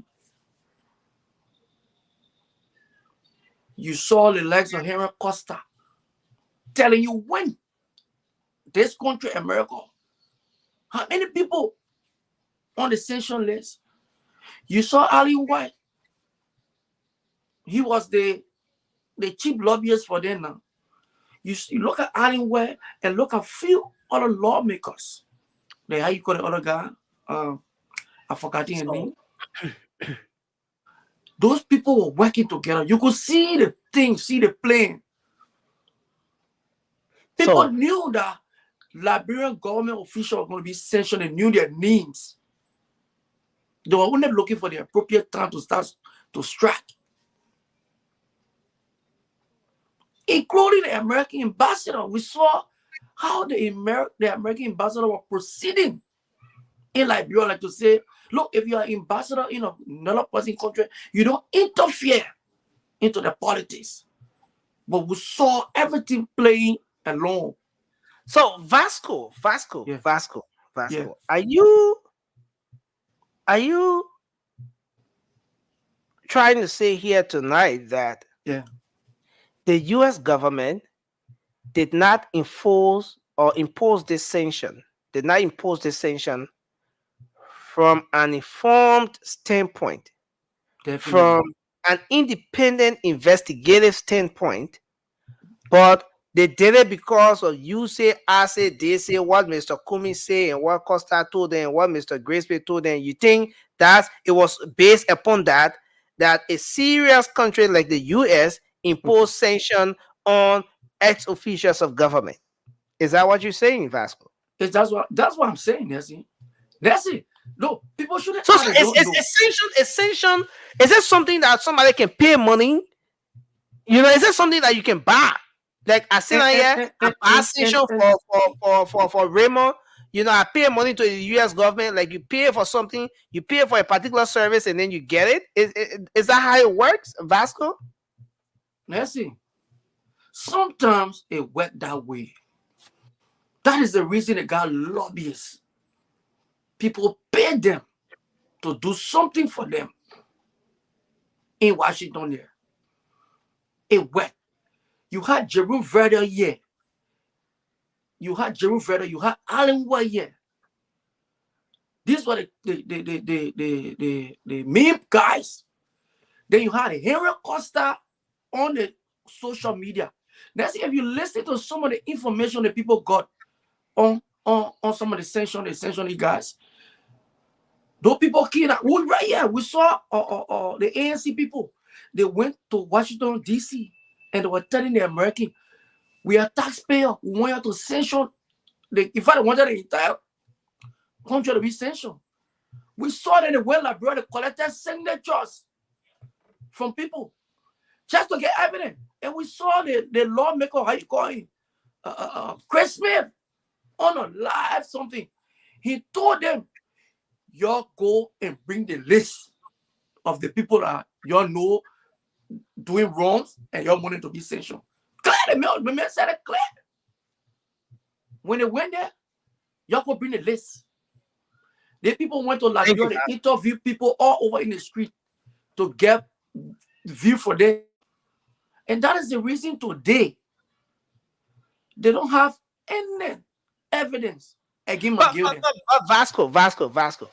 If what you are saying is something for any Liberian to listen to or to agree with, why then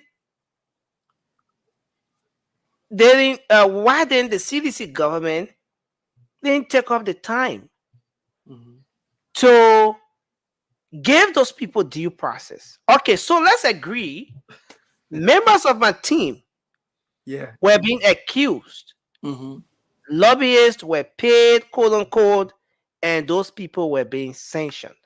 So let's agree. So as a certain government, why didn't the certain government express so much interest in this to ensure that even locally some sort of process is initiated to be able to clear the names of those individuals? Some sort of immediate action that will kickstart the legal process to see to it that those individuals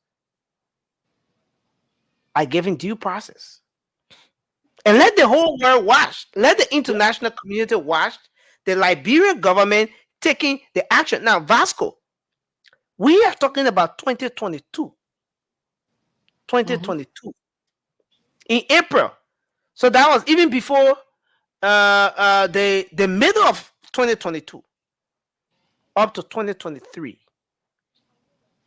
The government left power 2024, January 18. That's when the government left power. Turned over to President Boubacar now.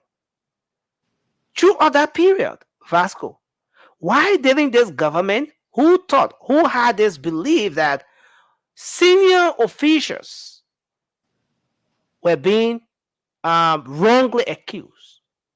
What was the action from the government? What was the action from President George? The action of the president, because when they say you are sanctioned, it doesn't mean that you are already guilty of the crime or the and everyone is aware of that. Thank you. So all the president what the president did was to suspend them when the name came out. So the president suspended them in a sense that, okay, say you guys are being accused, I'm going to suspend you people until you can clear your names from this thing that people talking about. The president couldn't just come and fire people because somebody say you did this, which of course was not proven in court. So the best No. decision, Vasco. I'm not talking about the sanctioning. yeah, coming to that part, yes. No.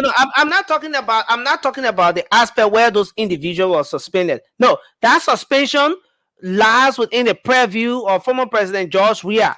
Even aside from sanction, he could wake up one morning and say, Mr. Presidential Affairs Minister or MPA boss, y'all go sit down. My hand not clear to the player. I'm feeling correct. I want to aim my government. It didn't require a sanction for him to do that. But I'm talking about initiating a legal process. At least expressing concern that your resources is being allegedly mismanaged or diverted to something else as alleged by the world superpower, the higher, the U.S. government.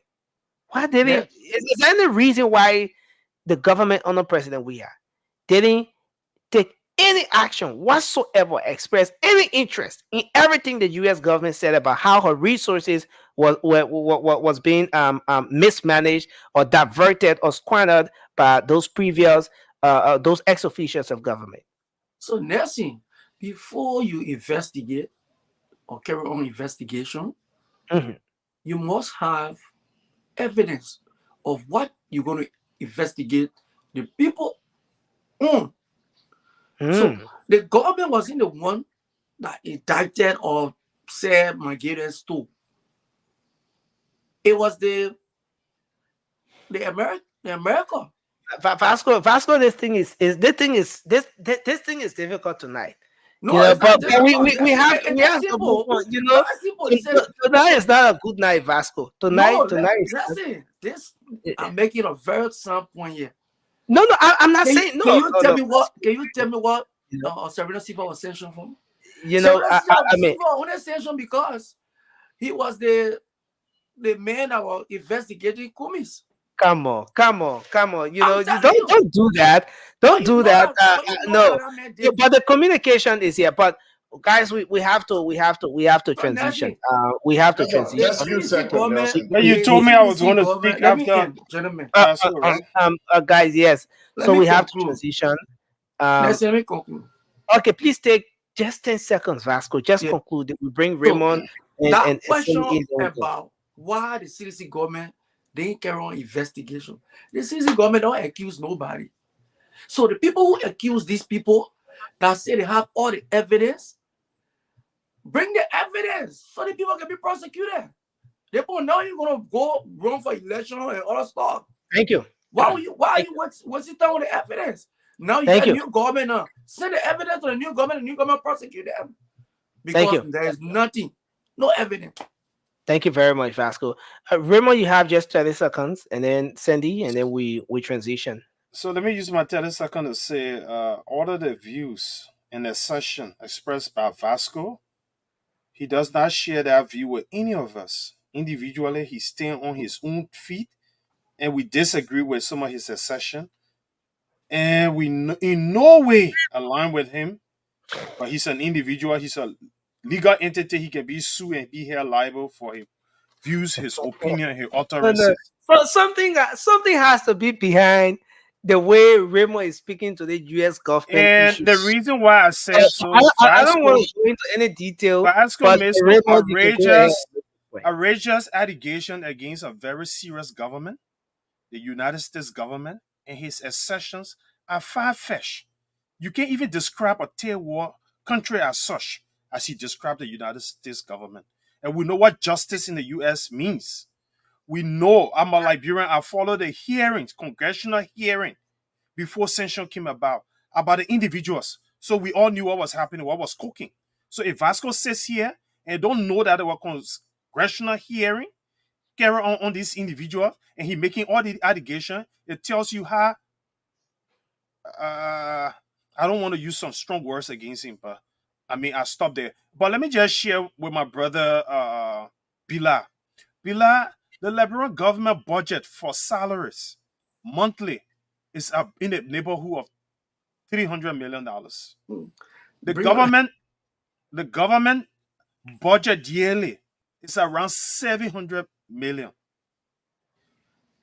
So when you subtract salaries, what's left for government to do all the other things that she has to do is scarce resources. So when you into management and you have to deal with scarce resources, you prioritize. The rule of law is a priority, but there's not only one budget item for the rule of law. There are multiple things government got to do with rule of law. So the government budget team, rule of law, she got to their skills of preference on the rule of law. 30 seconds there, Thank Nancy. you. And the government will decide which comes up and which come to the bottom. So not because rule of law, government was got unlimited resources to spend on rule of law. So everything Thank under you. the rule of law will be captured in a budget period. Thank you. Thank you, Raymond.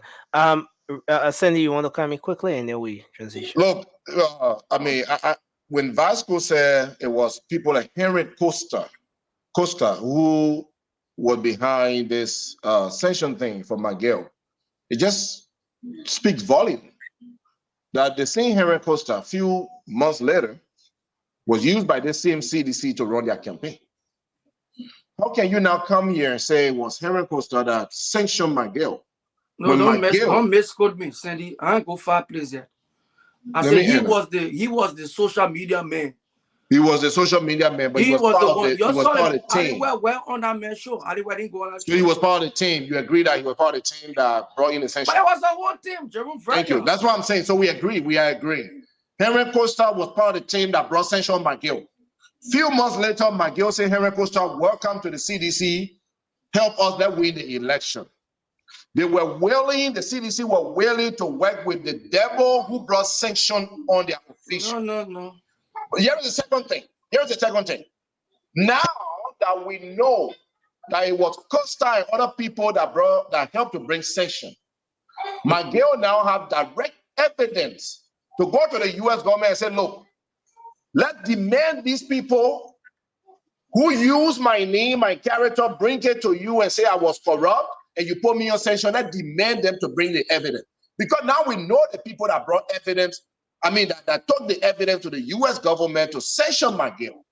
Henry Costa, you said was who else? The counselor here, he called names. You call So Councilor McGill have Verga. Councilor Verga.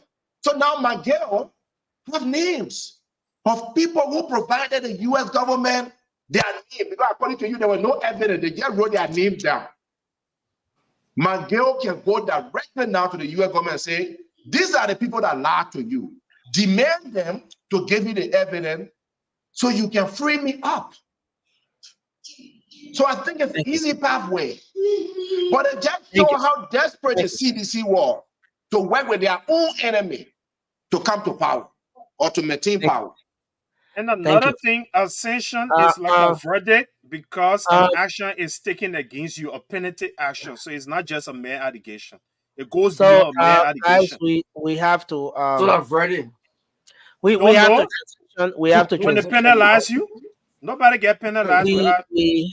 I got my contract. I said, not come to my contract. I think we're gonna just take use my money. What's that? That's a penalty measure if you don't know. Yeah, because that's penalty measure. Time is far spent. Next thing they both talk about me, I was going to respond. But I want us to, a lot of false information. I want us to do something real quick, and then we'll take calls right after that, and maybe we can spend just 1 minute each on this.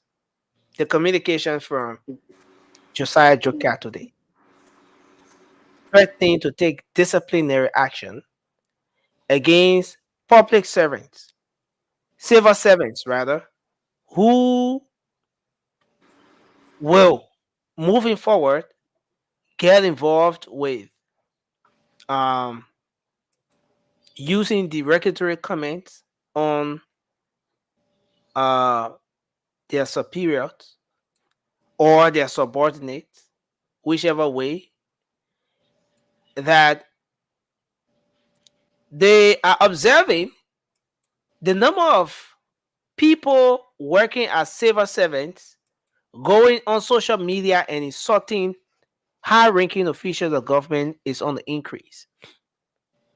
So he went on to send a communication out, a memo, warning civil servants to disengage from acts of dishonesty, unethical behavior, criminal activities, disrespectful and offensive actions, and the use of disrespectful, derogatory, and unfounded remarks directed at their superiors and subordinates, both in the workplace, on various social media, on various social and mainstream media platforms that are totally out of order, and that those involved should immediately desist because this is a clear violation of Chapter 4, Section 2.1 and 2.2 of the Standing Orders for the Civil Service and Personnel Handbooks of various government spending entities.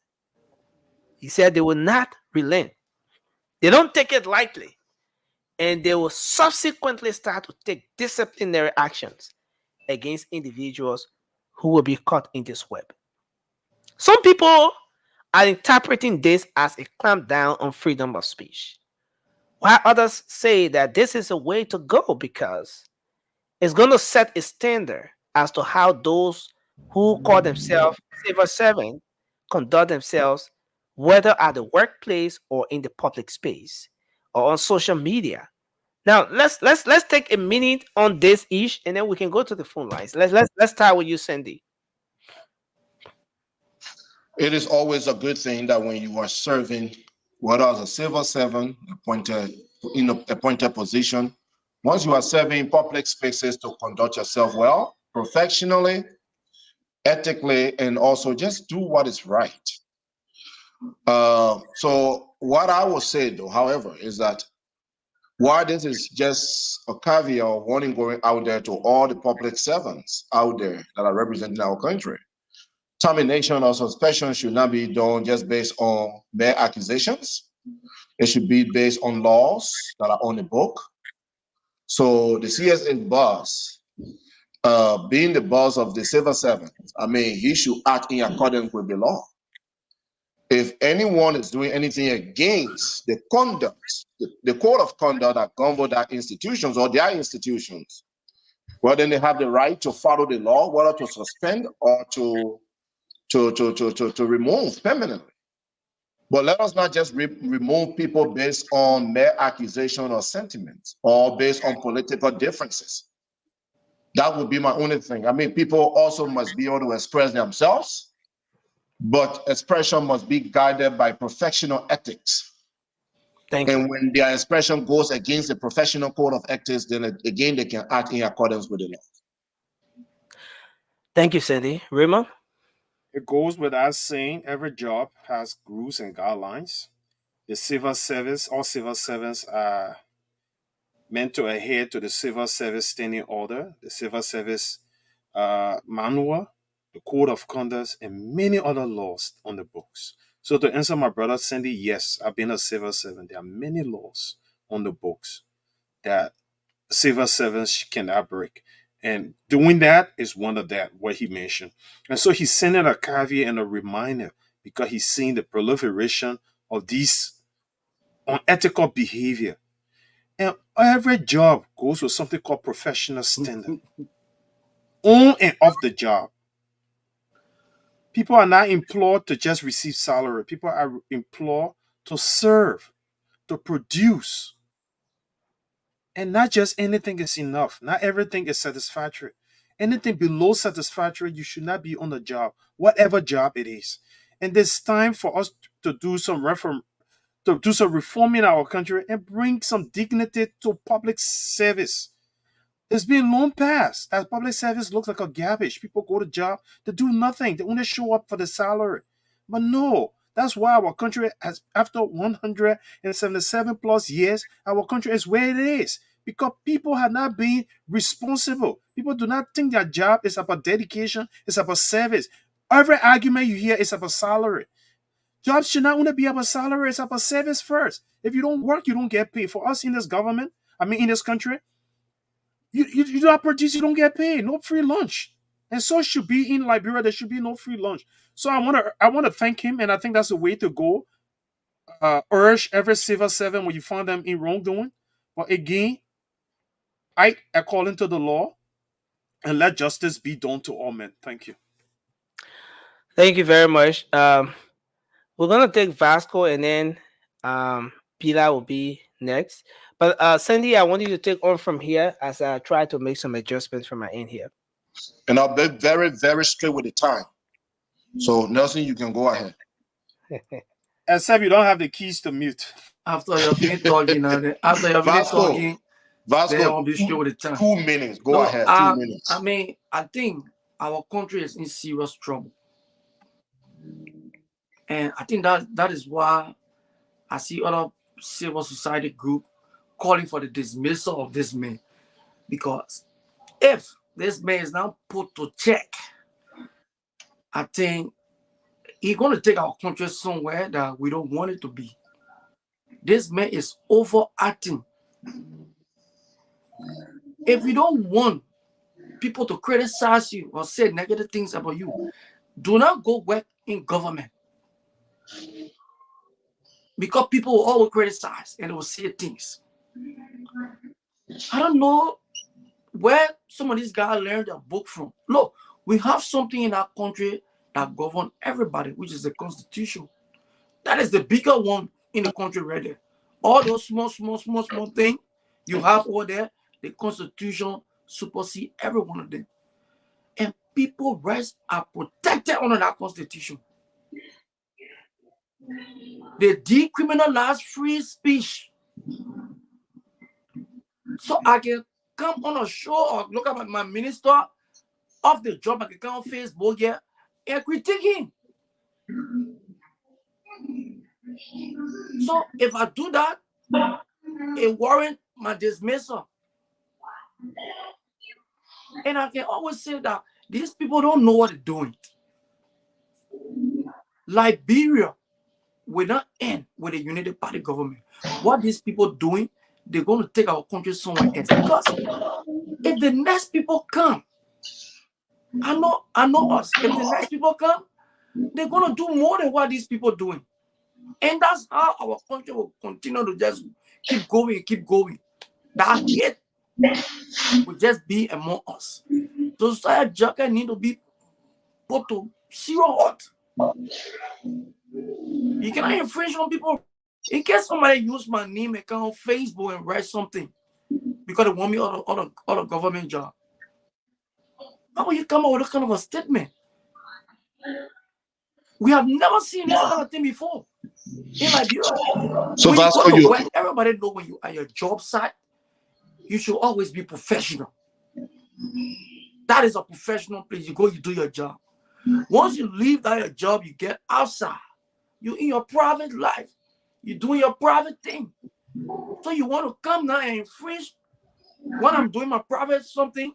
You want to tell me if I do something all of my job, then will affect me. We're in trouble. Thank you, Vasco. But listen, I have a quick question for you.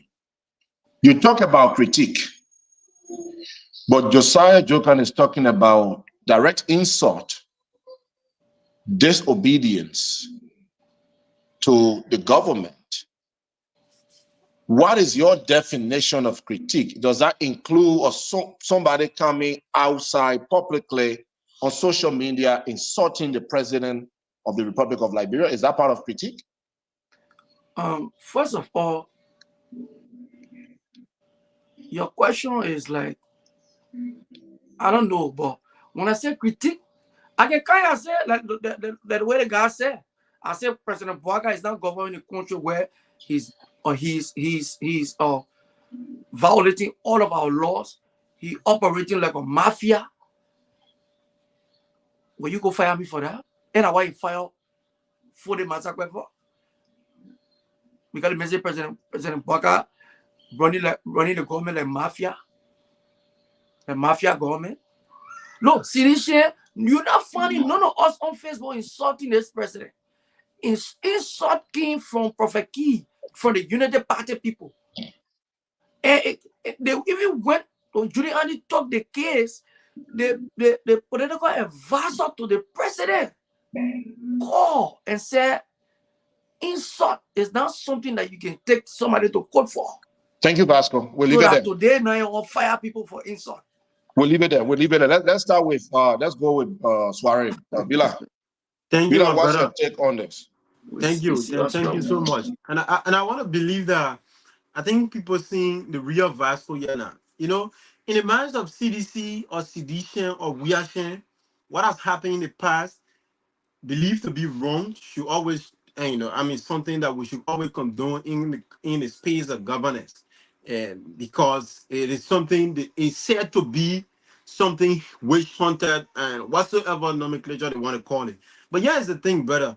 Even the very platform we sit on now to discuss issues of concern, when we say certain thing, we will be brought to book or we will be cut off by Nelson, who is the moderator or whosoever is moderating that day.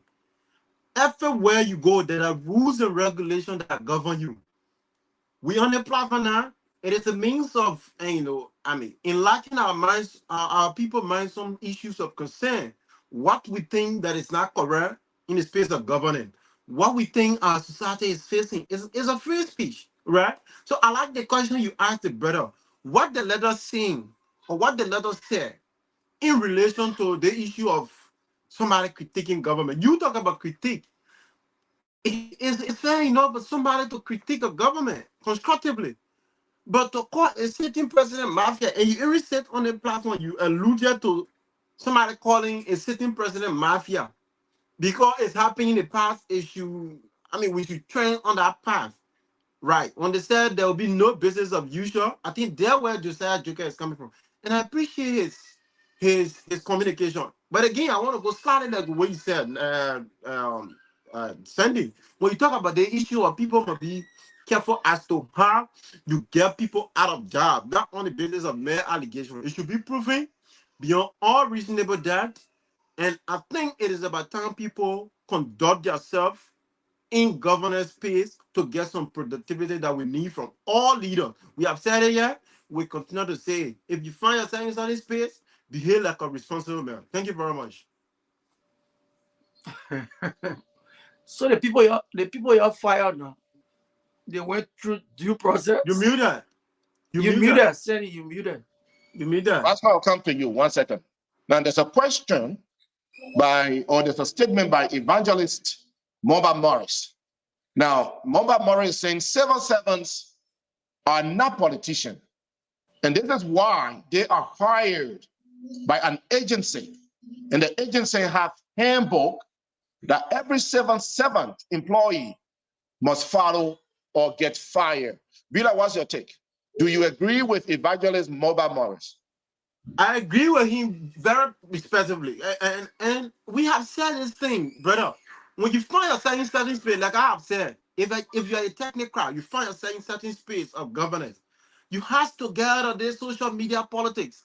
I said that you have to distinguish your role as individual by being a politician or by being a complete politician or wanting to be a civil servant or wanting to be somebody who wants to take our country forward. There are more people in government you are not hearing them speaking of. Whether supported the government come to power or did not support the government to come to power. But they are there, they're serving. There are a lot of people we can point out on this platform today.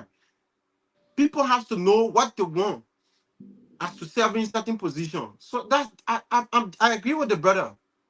Thank you, Bilal. Now, let me ask this to you, Vasco. Gabriel Boyma is saying here, sometimes people see only one side of an issue. The prevailing narrative is that CDC are mostly targeted for firing. That's the prevailing narrative. Another way to see the issue is that most sedition do not obey laws. What do you have to say to Gabriel Boyma? Vasco. Is it that CDC are people that do not follow law, or do you still believe that CDCs are being targeted? On the first, his first point is accurate. Sedition have been targeted, but if you can come here and say sedition don't follow the law, can you name the sedition? Look, there's identical law Cindy, and these are some of the, when we kind to argue on some of these things, let us make our research. Josiah Jagaja writing whole day.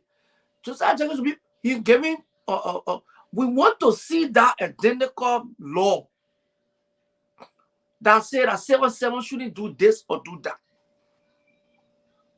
Because what he wrote on the letter he fired those guys about, it was saying something different. And what he was saying.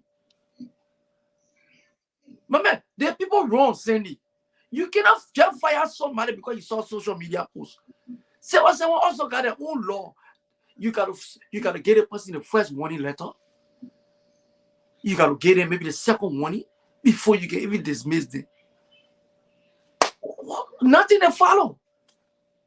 So do you disagree then with James Walker, who is saying that you cannot work for an institution and badmouth them, and that if you have issue, go to the HR and demand your right through the HR? So these people are badmouthing the institution, the very institution they work for. My brother, Sandy, that's because you work in the government. So you cannot criticize the government. I don't know how many of you listening to Copa pass away. He was working in the city government. But he called every day to give a dissatisfaction. Even the CSA boss at the time. That man was on radio. Every little thing that was affecting you was on radio, criticizing the CDC government.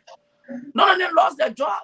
How many person you know that the CDC fire because you went on social media? How many person you know? I'm a Liberian. I have a right. I think I work for you, but I'm a Liberian. When I know majority of the people in the country are going through something, if I want to speak on it, I have my right to speak on it. Now, Raymond, let me come to you. Thank you, Vasco. Raymond, I want you to contribute to this. Okay. Vasco is arguing that the guy being fired or the guy that was fired was only criticizing the government. That's what he said. What is your take on that? I mean, let me add on. Jennington Banks is disagreeing with Vasco. Jennington Banks is saying, Vasco, no, that's not true. Criticizing someone is far different from insulting. Jennington believed that the individual, no, listen now, Vasco, I'm coming to Raymond. Yeah. That the individual was insulting. What is the insult? Raymond, contribute, please. So I've worked for multiple entities, and I know what it takes to work in a serious environment. And what Vasco is saying is either the lack of knowledge, the lack of understanding, or being in gross denial. Nobody work in a healthy work environment and use the language the guys use. I saw their Facebook post. Which language? Against the government. Vasco, can you just mute your mic? Vasco, your time will come. Your time will come. I'm not here to repute foul language on the airways. That's not what I was taught when I was brought up by my decent parents. So the language used, you can't use it in the work environment. And you can't use it about people you work with, whether subordinate, colleagues, or superior. You don't do that. That's tantamount to termination. And my brother alluded to the procedures that before anybody get fired, they must get a warning letter first, second. It doesn't work like that. Based on the gravity of your action, you could even get escorted out of your office by security. Or verbal termination. They don't even have to get you a warning letter. They can get you verbal termination based on the gravity of your actions and escort you from behind your desk by security. So your procedures, no, that's only in your imaginations. That's not in the real world. So yeah, I agree with them. CDC is putting up an argument that we've been wished on. But we all know as Liberians, reading between lines, they're not being wished on. The soon CDC audit, people appointed by President George Mano, we had the then president, found CDC guilty of misconduct. And CDC called that wish hunt. When the United Party were not in office at the time, no single person appointed by Josiah Yima Barker when no audits were carried out. The LSCC carried on an investigation further and still hold on to those same findings in the audit. CDC called it wish hunt. Can we believe the CDC? This is the same CDC that I once mentioned was the only political party that had a clash with the United Nations when the United Nations managed our security in our country. And a vehicle got burned to the extent that an individual lost his life. That's the same CDC that's saying the law about it. The same CDC that have had a violent clash with all the political parties. The same CDC that ransacked Yeke Kolba and Arizona commies in Swedru. The AFL had to step in to save their lives. That's the CDC we're talking about, a law about it. Lord, the CDC have done something in our country and have caused something called bitterness and anger among young people and got them not to be law about it. Have indoctrinated them with a violent culture. And I think CDC needs to be called out as she is. And if we have to right our wrongs in our country, we got to call a spade a spade. We got to call the issues that are wrong in our country as they are and can't be political about them and be trying to be so politically correct that we try to let some things slide. Let's be honest. Earnest is the way out. Raymond, 30 seconds, and I'll come back to Vasco. Vasco, I see your hand up here. Now, Yeah, Raymond, yeah. how do we get away Mhm. from these one-sided political narratives that are keeping us backward? So when one political party comes to power, the other political party feel like they need to either be disrespectful or prove some points to show that they are not in support of the current leadership. How do we get away from that and become a single country, one people for a common good whenever we are done with the election or the campaign season? How do we get away from this toxic political environment? And I will use myself as a typical example. I'm a non-partisan, and the reason why I'm a non-partisan because I'm a free thinker, and I put Liberia above any political party, so I can disagree at any time, and I can align myself at any time with any politician or any political institution. So when you put country first and don't see your political institution and see your loyalty to that political institution as the means of defining yourself as a Liberian, then you can think freely and you will not be indoctrinated by what are ills of that political party. Right? So let Liberians see themselves as Liberian first and not see themselves as members of a political party because the political party can be wrong. But let's use that same yardstick to measure all the other political parties. Thank you very much. Currently, with this discussion, you're not going to hear any other person from any political party, and CDC is not the only opposition political party crying wolf. So why should be the CDC? It tells you that there's something with the CDC and not with the other political parties. Thank you. Thank you, Raymond. Now, Vasco, go ahead. I saw your Vasco, you're on mute. You're on mute. Once again, Raymond, please, if anybody come out here and post the insult that those guys give the president, I will not come on the show for maybe 2 weeks.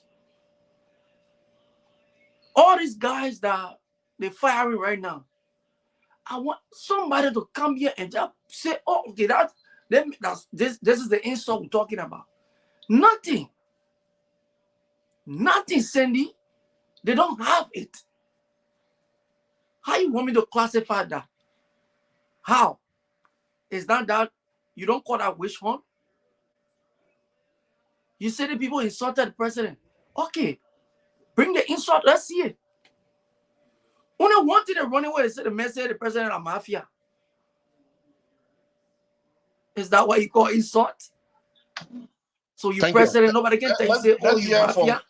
Let's hear from Soiree. Thank you. And as I go to Soiree on this, I dare anybody to bring the insult. That's all I want. Thank you, Vasco. Thank you. We will ask Josiah Jokan to come and bring the insult. Nobody get it. As we move to Soiree, those in the comment section, you can put in your comments, your points, and we can ask those questions. We can discuss them as well as we wait for Nelson to come before taking questions. We can take your questions or your comments in the comment section. Soiree, what do you want to contribute? Thank you. I think that is a very beautiful innovation that you bring in. I mean, reading comment first answer. And I think, yes, we don't want to fall for the usual political pro and con thing, right? That Vasco want to bring up because he's being more political about every issue. But I mean, Vasco, even at your job, sir, jokingly, my brother Raymond said the last time, I'm gonna report you to your job and implicate that you are a mafia brother. You will stay home for more than 2 to 3 months before that investigation finish. You don't know the gravity or the weight of somebody calling somebody mafia. So you only sit on the platform. There are certain adjectives or there are certain nomenclature you cannot use That for a insult, leader. mafia, that insult. Come on. Vasco, let's do it one at a time, please, brother. It's more than an insult, brother. If I say somewhere I call you mafia, not on a joke way, maybe out of the usual joke that we have, a mafia, in a very serious way. So, there are certain people that will not take you serious because a mafia is not associated with anything good. We know what they call a mafia. You can call the folks in the place, you call it different name, but when you call them mafia, you guys gonna go look at her because they know what mafias mean. So let's forget about that, right? There are other basic facts that we can bring in relation to insult. Let's forget about the mafia issue. Verbal way they're talking to an individual. Insult from a manner is an insult. You talk about the food massacre on those folks that find themselves in governance space. The very uh, protests that were held by the EPS, did you listen to Foreign Massacre saying some wild allegations, though it was not just the usual political chicanery with no facts? Did you listen to the brother? Have you listened to Ben Bilitova, who you talk about? Even when we invited them on the platform? So in some space of governance, if you find yourself in, that has been our argument. You have to drive for this toxic political activism things because at the end of the day, like we can always say, every speech in a space of politics, it has with whether you're in government or not in government, but it has some level of consequences, and that has been our argument. You can still be in a space of government and wanting to be a political activist. You have to define your role. That's just fair enough. Mo Aliu left governance because he was sent Maryland. And he saw that as Denshi Chamba as a means of wanting to silence him. So what he did, he left government and tried to take a political train. That's how a politician behaves. So here's the thing, brother. We don't want you to always bring the always toxic political analysis to every serious discourse. We know if somebody comes to Labro and want to make a change, the CDC will say, fire them, do this. I mean, they will want you to do it that way. You want to dance their way in the name of politics. But we believe that Josiah Joker is doing the right thing. And I think the brothers should trench on that part because in our country, if somebody comes to change the system, you're going to be changed by fighting you back. If you're not somebody strong, you're not continue changing that system. Thank you very much. But Sandy, can I chip in a little bit? So Vasco, since we're having a discussion and you're making some comments, the Liberian people are listening. So let us use this opportunity to educate the Liberian people to an extent. Not every one of them, because the vast majority of Liberians understand what an insult is. Insult when you speak or treat people in a disrespectful manner, that's the definition of insult. When you speak to somebody in a denigrating manner or treat them in a denigrating manner, that's insult. So who are denigrating? I'm speaking now. Listen, please. When you refer to someone as a criminal mafia, you're calling the person repetition into question, and you are denigrating the person repetition because the mafia is a criminal syndicate. And one of your guys called the office of the presidency the office of the criminal mafia and called the name of the president. So Vasco, it's as simple as ABC to know that that is an insult. The criminal mafia are criminals who breaks the law. The people that you will call gangsters, those you will call a thug. You can refer to the office of the presidency as a criminal mafia, then you call the office of the presidency in the same right out. That's nothing for us to even discuss. If we can't understand that, then that's up to our limitation, but nothing more to explain. Thank you, Raymond. And Vasco, I'll come back to you. But we're going to do this. We are going to open the line to those that are here to contribute as well. So I will sacrifice my phone number tonight. Just for tonight, I will sacrifice my phone number. If you call me after the show, we'll fight. Anyway, I'm joking. And No, after tonight, one of the beautiful ladies are allowed. no, nobody is allowed to call. So my phone number for tonight, to participate tonight, is area code 443-447-5027. Again, 443-447-5027. Nelson, before you jump on, I have a quarter that I want to contribute. If it's Vasco, you will come in. Nelson not come. Nelson like to give you more time. But let me put a quarter on the line. If it's okay. You hold it, you want to talk the same thing over The and two over. people refer to me now, so I gotta respond. Yeah, you will respond. So, wait, the quarter sleeping now too? Nelson, are you bringing the bylaw? No, your call. Okay, Your call. Nelson, we have a quarter. Quarter, go ahead. Just call your name, where you calling from, and your contribution. This is Zaza, and I want to speak to the letter directly. You can hear the quarter? Yeah. Okay, go ahead, Zaza. On speaker. Yeah, before I speak to the letter, I want to remind us. You remember that last year I came on this show, and that was the first time I came on the show, and said, replacing six ruling parties is not making different Nigeria. Where we are in Waka and the same way, so the people say that. Thank God we are in the same place. According to that letter, the letter said, people buy money from a it's because the government encouraged it. But number 10 is setting an appointed minister of the government. 13 is setting representative. What did the government do about it? So when you put together, you encourage not to speak. So you go ahead and say anything. Somebody say, I will kill you. And he didn't move the government to take action. You have called justice. Up to today, supposed to be against them. And all the to be violent men.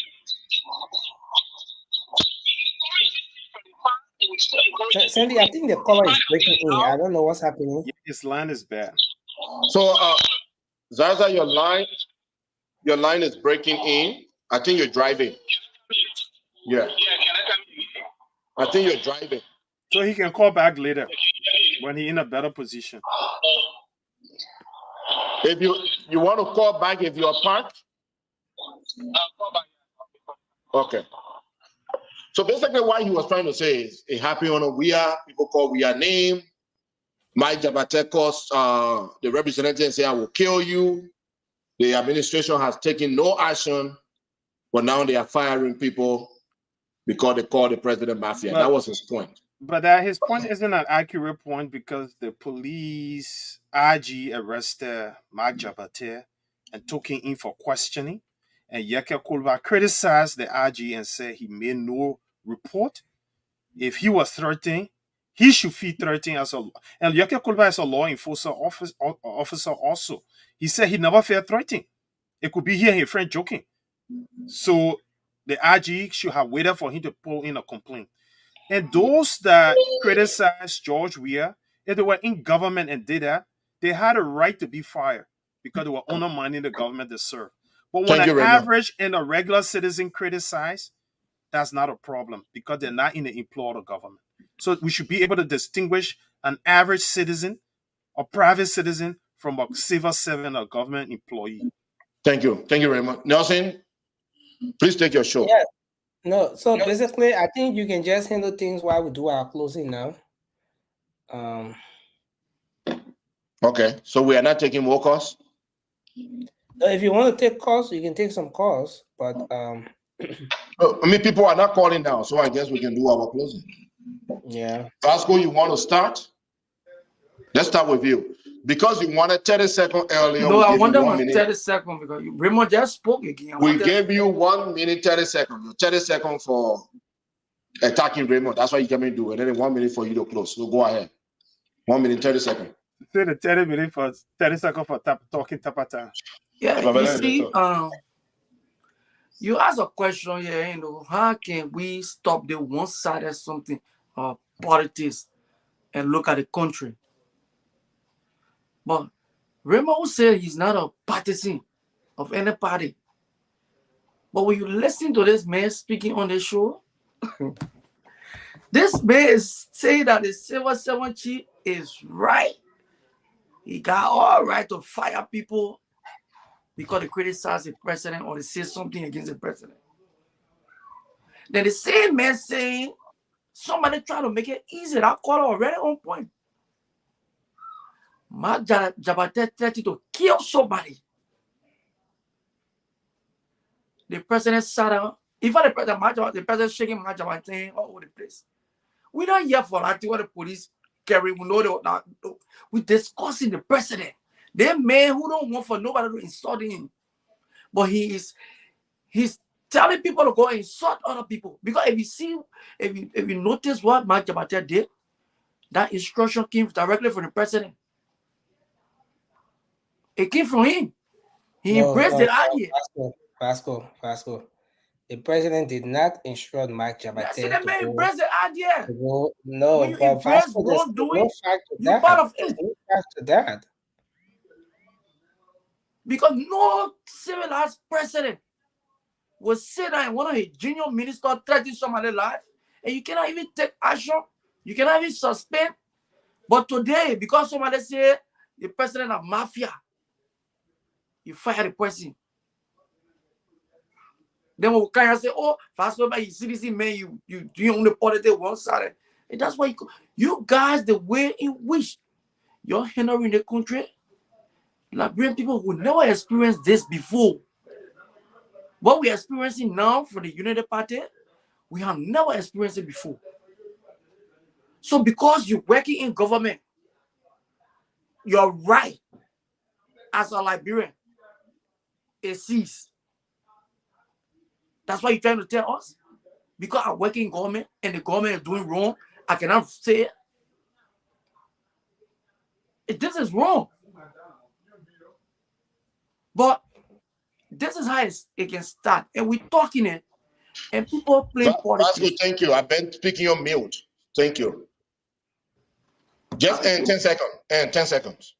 Okay, no problem. Look, so, I mean, this government can do better. Everybody here will be happy when the government succeeds. Because when the government succeeds, the Liberian people will benefit. And when the government doing the right thing, and the last time I said, if this government doing the right thing, I will not consider here to be criticizing. The president breaking all the laws. All the law in the country, the president breaking the law. The president went in against the Supreme Court. So when somebody breaking the law of the country, when they call you mafia, what I mean? Thank you, brother. Thank you. Now when the mafia can do what the president doing. Thank you. So look, there is a question I don't want to miss in the comment section. It comes from Morris Say Gable. Morris is asking, guys, I'm following from my JMB and JKK dreams for better Liberia Research Room indoor community. That's where he's following from. My question, why is it that the Liberian Senate is still doing business with these sanctioned guys? Don't you guys believe that they should be impinged from the Liberian Senate? Raymond, Bila, you can add a portion of that question and try to answer it in your closing statement. Bila, let's start with you. You got 1 minute, 30 seconds. Thank you. And I think that was a very beautiful question or concern, right? Here's the thing. I think that question should start from the electorate. Why should electorate put criminal in powers? Alleged criminal, let's say, because they haven't go to court and get the final verdict being a criminal. So why should electorate vote people in power, people who got the kind of a stigma behind it? And now he raised a very legitimate question when it comes to the issue about Senate imprinting one another. I've not seen that Senate in Liberia, so I still question that Senate that we had to call these guys to books, right? So, but yeah, the thing, I think we have law in our country when somebody's elected. I don't know the basic procedure as to how a senator should get. I don't want to pretend to know, but a senator should get out of office based on certain allegation or certain corruption case. But I think we, the electorate as well, we have our own power through signature. We can tell you guys up. But again, Liberia has been the kind of a country where people just vote people on the basis of yeah, they guys look beautiful in him some and unproductive reason that one cannot bring that one cannot imagine that somebody can be voted on. I just like the guy. So we have to ask ourselves a question, right? So I think so that concern the border race, we the electorate, we put them in power, we can take them by through signature. And somebody can take that initiative because it's not small thing to see the kind of like brain Senate or the legislators that we have had to get the guts to say, okay, let's get the guy out because of I want to be stand to be corrected. I don't think that precedent has been set up in a House of Senate. So for the Stand to last be corrected. 10 seconds or 15 seconds I can give you, Right. what do you want to end up with tonight? So thank you. I think it was a great show, and I want to end up by saying always thanks to all those that take a point of time to come and listen to us. And Karen, I think it's always a sharing moment from you guys and those that are in the comment section. Like I can always say, they make the show more great than we as panelists. So what wants to give them that appreciation? Thanks to Nelson too for having us on this platform to have discussed Mama Liberia. Thank you, Pilar. Now, Raymond, before you answer the question that was posed by Morris in your concluding statements, Lynn Lagbo is arguing here that Mike Jabate is a presidential appointee. He is not under the control of the civil servant. Is Lynn Lagbo arguing that because Mike Jabate is not under the control of the civil servant, that his statement should go unchecked? So yes, the two persons that got jurisdiction over Mike Jabate for his statement is that of the president, who Mike Jabate served at his will and pleasure. We saw the IG for the police, who's supposed to seek public safety and protection of all Liberian citizens, took an action. And the ombudsman can also bring Mike Jabate to because the code of conduct, governs his actions in government. So to an extent, yeah, but the CSA boss has no jurisdiction over Mike Jabate. So he's limited. So he can be held liable for Mike Jabate action or inactions. But then they go to the question, and Bilal answer the question impact that we, the electorates, should have taken actions. And that's where the Constitution gave us all powers to elect. But again, talking about impeachment. Look, for impeachment to take place, it takes 2/3 of the votes. CDC lawmakers in their place and CDC vote as a block. And we know CDC protects their own. So that's not going to be attainable. Again, the Liberian government or the Senate, it's a sovereign nation.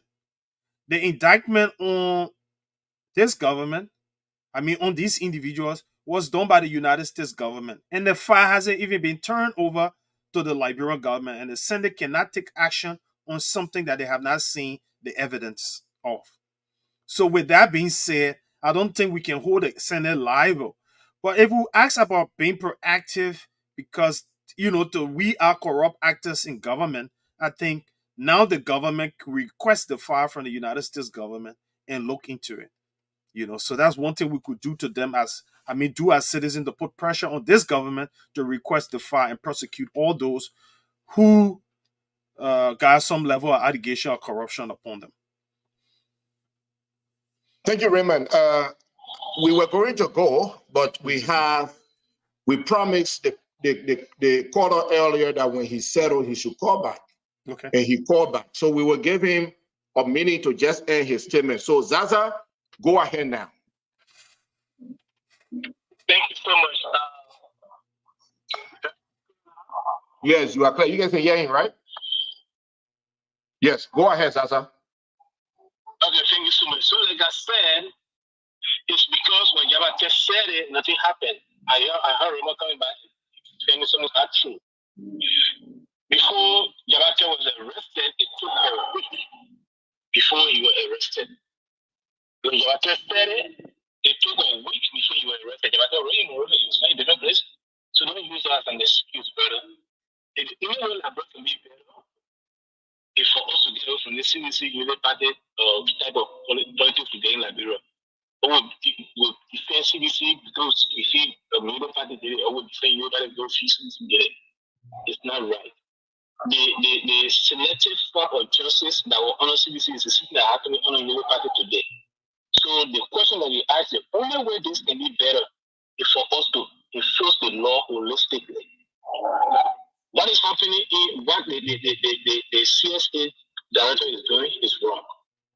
The CSA law says give the person 2 warning before you fire them. You don't just wake up and fire the person.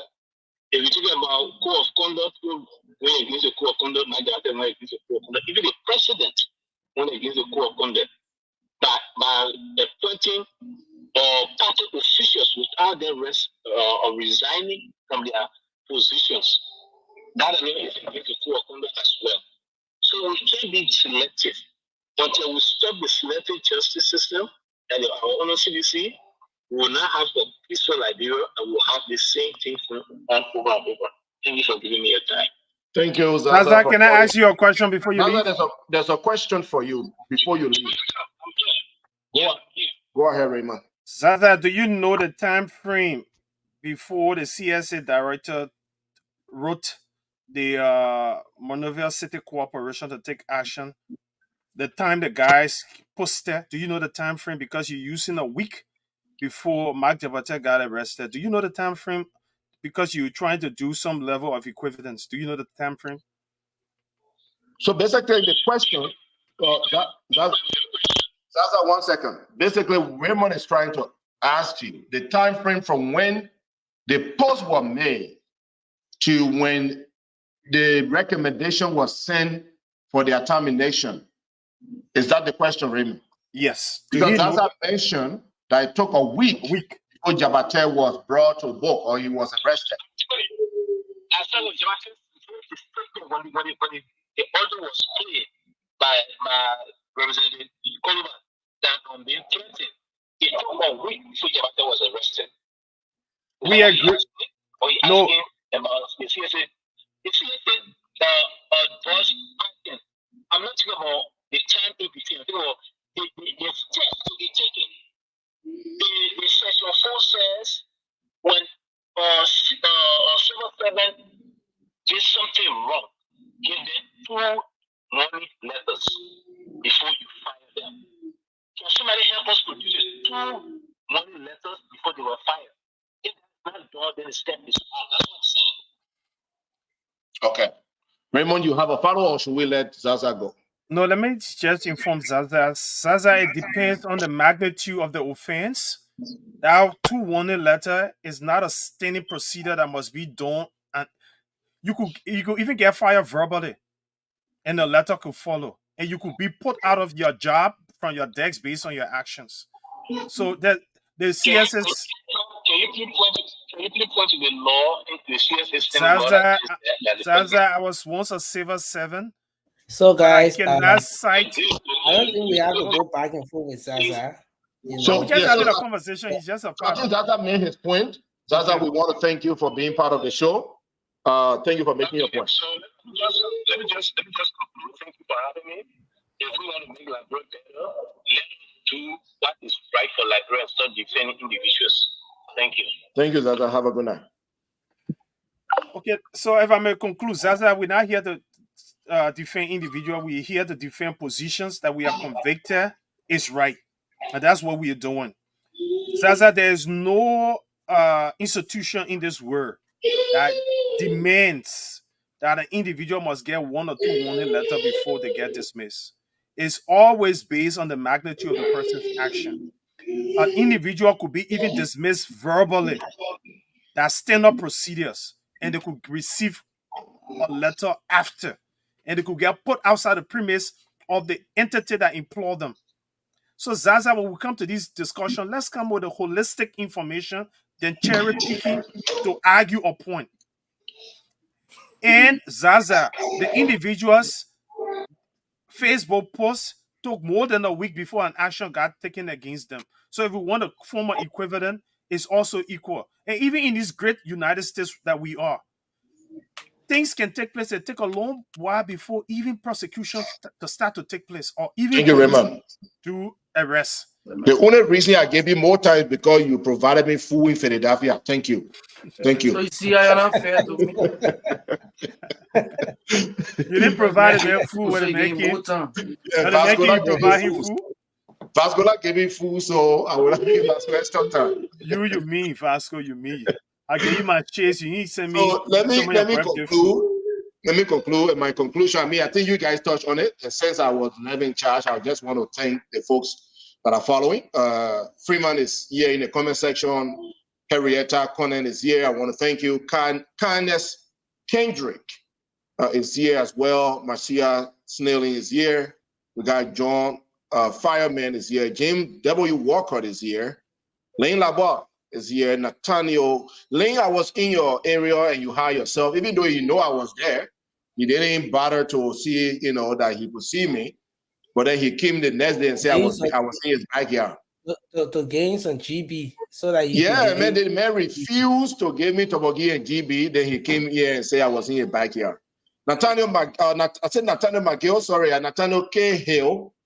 Thank you for joining us. And all of you in the comment section, I think it was a great show. And I look forward to being here tomorrow. Yes, sir. And we want to appreciate our folks as always for being here with us. And it's been a great show. We look forward to being here tomorrow. Tomorrow, hopefully, we'll be playing host to some of the guys who were dismissed from the MCC. Hopefully, they'll be here tomorrow. We want to get their own side of the story. We want to get, we want to hear from them, and they will hopefully be here tomorrow. The road safety thing, given my own experience, is a serious issue. We'll bring some of the experts here as well. At least once in a while, I'll throw some light on the issue of road safety and stuff like that. Um, and a whole lot going on for this week, but we want to say thanks to everyone for being here. And thank you, Vasco. Thank you, Raymond. Thank you, Cindy, as well. Let's hope we can have a great show tomorrow.